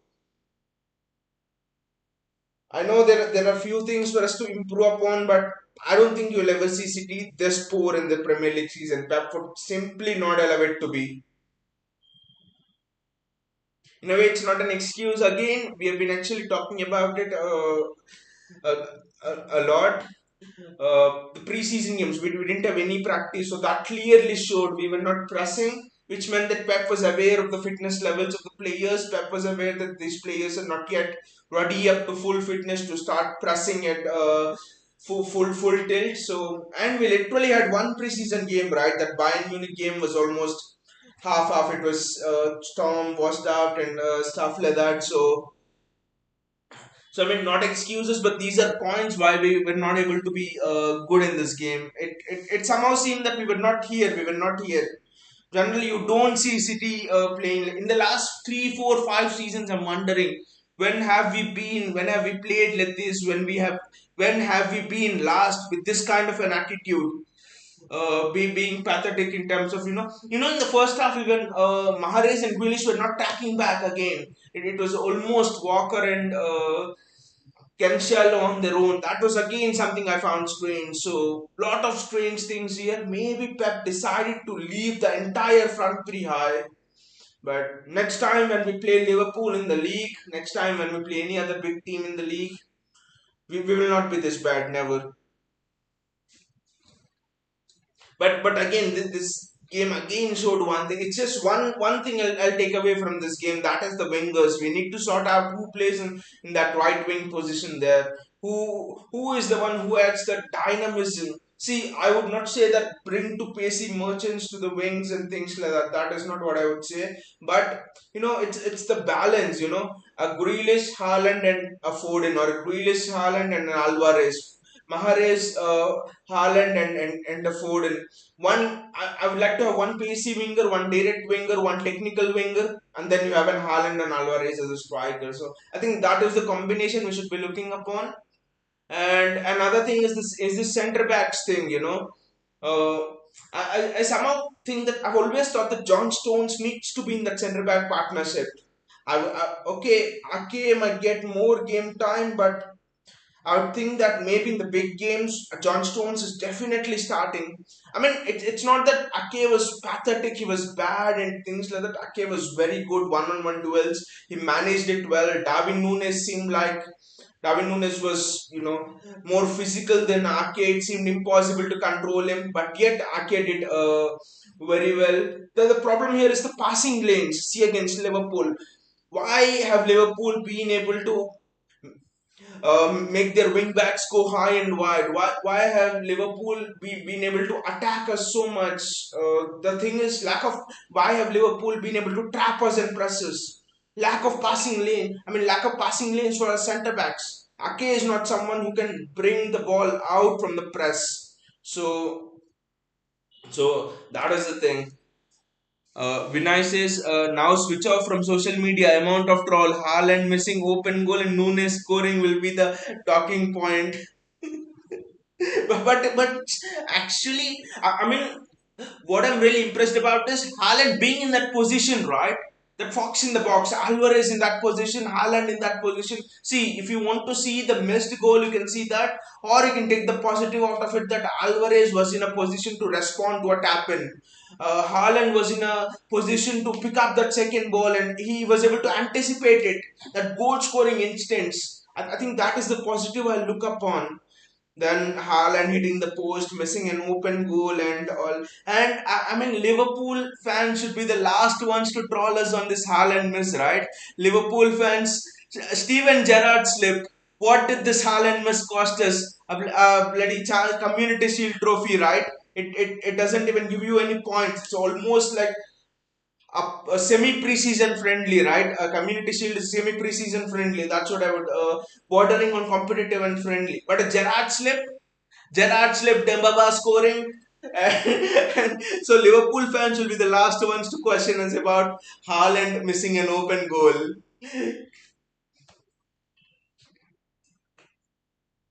Uh, why are you hiding the scoreline to the audience? No, I just forgot to change it. That's all. What is there to hide? Is it a trophy being presented? I mean, is it a Premier League trophy or something? What is there to bloody hide in the scoreline? I just forgot to change it because I didn't think it was necessary to change it. One, two, I mean, 2-1, 3-1. What is the difference? You guys have won, right? Vinay says, fair play. LFC played well, but they didn't win the Premier League. It's just a shield who nobody cares. See, Vinay, exactly. And if we would have won the shield, what would be the reaction of Liverpool fans, of generally most of the opposition fan base? The reaction was, it's just a community shield, right? Who cares? It's just another trophy, and they don't even count the community shield in the list of trophies. When we were winning the Carabao Cup 3-4 years ago, and every year on year, everyone was like, it's just a Carabao Cup, it's a Man City Cup. Man City have the squad, they can win it. But when Liverpool won it last season, oh, Liverpool won the Carabao Cup. It's a catalyst for winning the Premier League. They can end up as one of the greatest teams who's ever played the Premier League.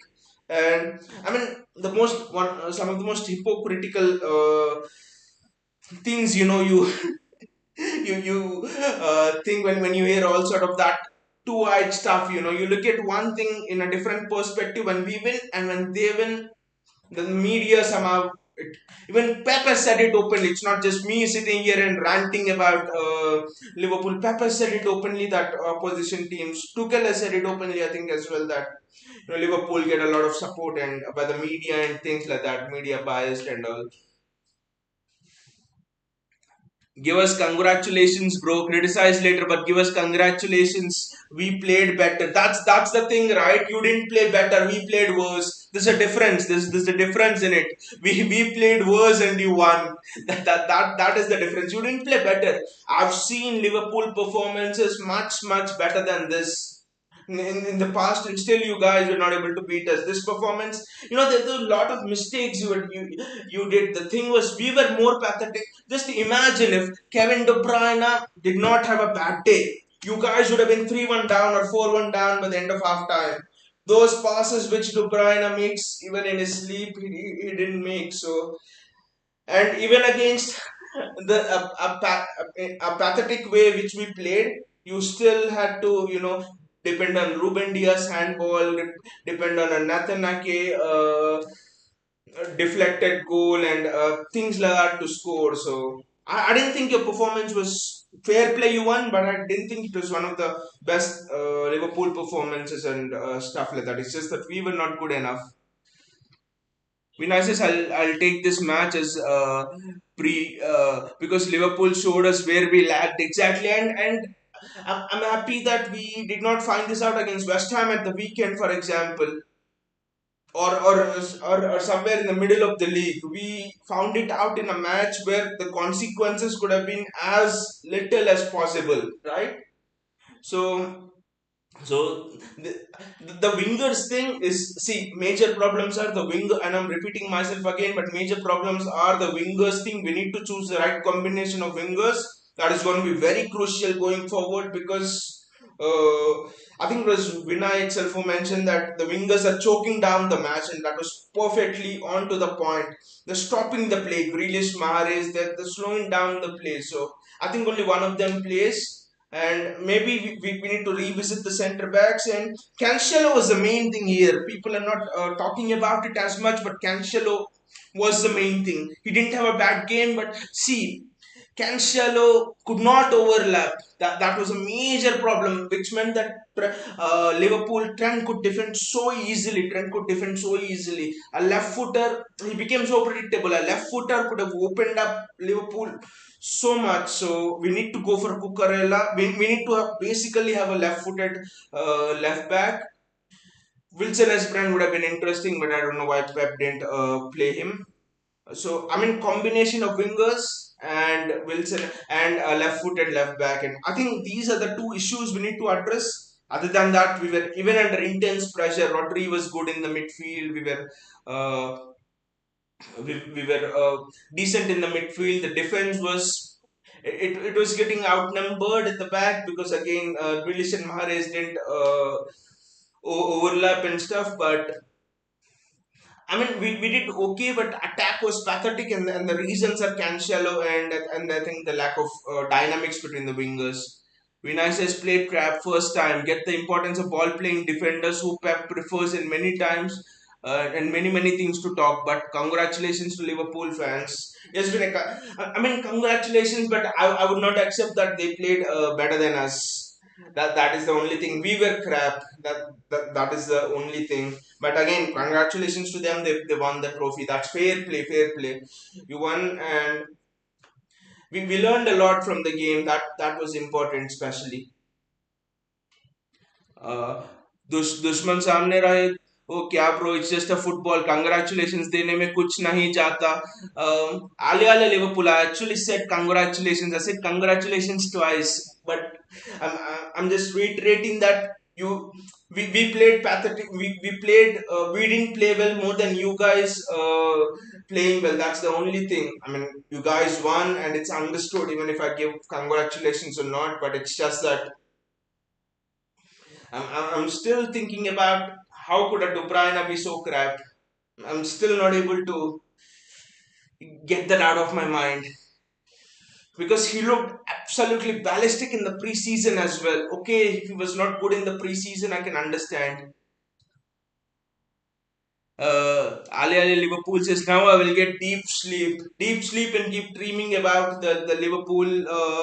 Yeah, I mean the Liverpool loss in the last Premier League title, right? Keep dreaming about that in your deep sleep. But Kevin De Bruyne, I still can't understand. will I mean, it will not be as difficult to take this defeat, because at the end of the day, it's not going to cost you points. It's not going to cost you the Premier League title. But glaring weaknesses being exposed, and we are just a week away from the start of the Premier League campaign. So two things we need to keep in mind, and we need to get quick. Till now, we are like Cucurella, yes, Cucurella, no. We have been joking that we won the Premier League without a striker. We won the Premier League without left backs for 4 5 years right now. So all of these jokes, I think we need to go and get some. And action is required in the transfer window now. And John Stones needs to come in. I'm again worried about the cover at centre back. Laporte out for 2 months. What if something happens to Ake or a Ruben Diaz? You're suddenly being reminded of the 2020 season, right? Where Laporte was injured and we lost the title to Liverpool. You're suddenly being reminded. We won the previous season by 1 point, and the next season we lost Laporte to injury and we lost the title, right? I mean, the ghosts of that season are returning, but hopefully, Diaz and Ake can provide good cover. Gwen Dilwart says, "You never walk alone." Bro, why are you bringing past games in this scenario? You'll not be able to talk if I talk history. I didn't say anything, but you're saying past games. This that. I mean, last Premier League title was right. How did we win against you? So there's no hiding behind that. There's no hiding behind that. But you know that 2019 season one we won by 1 point, and then 2020 season we it's still I mean, that season, the thing is, we didn't have backup center backs, and the only positive is this season we are having backup center backs. So that is the only scenario. Is MBT good enough to start in a Premier League match? Calvin Phillips is there. I don't know why Pep didn't start Calvin Phillips today. Calvin Phillips at center back is also an option. So we have more options than that season on the positive side. But I really hope that this was the worst performance of the season, and we'll only get better from here on. That's it. And again, it's my fair comments on this match are, it's not that Liverpool played better, it's we played worse. There's a difference when when both the opponents play well and one opponent wins, and there's a difference when an opponent we play badly and an opponent wins. And today was the second. Today we played badly and the opponent won. People might disagree with this, but that is what has happened.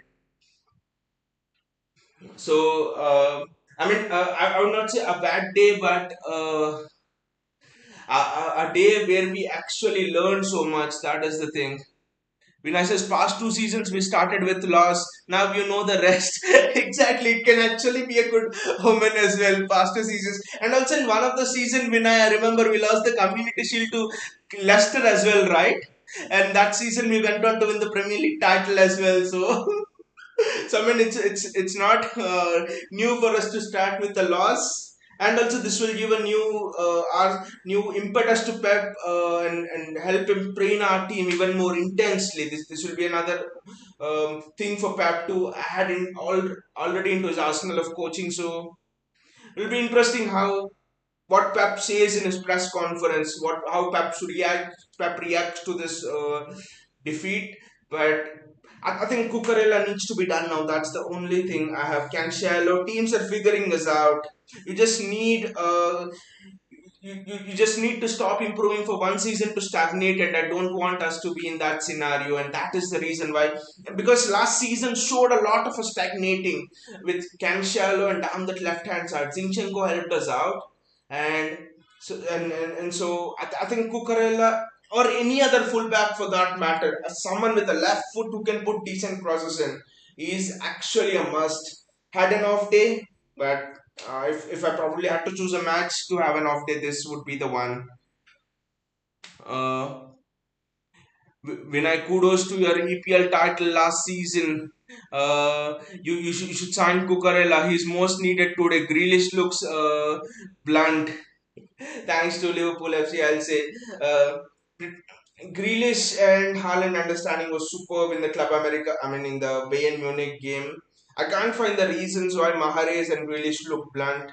I can't find the reasons why De Bruyne looks. It's just an overall bad day in the office. So it's in a way it's good that one player in the team had a bad day or something. The entire team had a bad day. So could just say this is a bit of a blip where all of the team were together in it. So hope that will come out of it and will be in a good shape ahead of that West Ham game, because that West Ham game is gonna be as tough, really tough, and it's good that we're playing West Ham early on in the season and not late in the season in late December or something like that, which we generally play West Ham. So I'll be interested to see Pep's comments, and at least we knew where to improve. When I says Foden, Haaland, Alvarez is a super front who will press hard. Mahrez and Grealish are very slow. But the problem with that, Vinay, is that Pep prefers a technical player there, and maybe Alvarez could be the technical player there. So you never know. And also it's a good combination, right? Left-footed, and right-footed player in Alvarez. So the balance would be perfect. Even and the second half showed it, right? Foden, Alvarez, and Haaland are the best front three. But still, we lacked the spark. We lacked the rhythm. When City play, there's always a rhythm. There's always a way in which we unlock the opposition defenses and things like that. Nothing of it. And generally, when City start games, generally big games, we come out of the blocks faster. But today we didn't do that. We were slow, lethargic.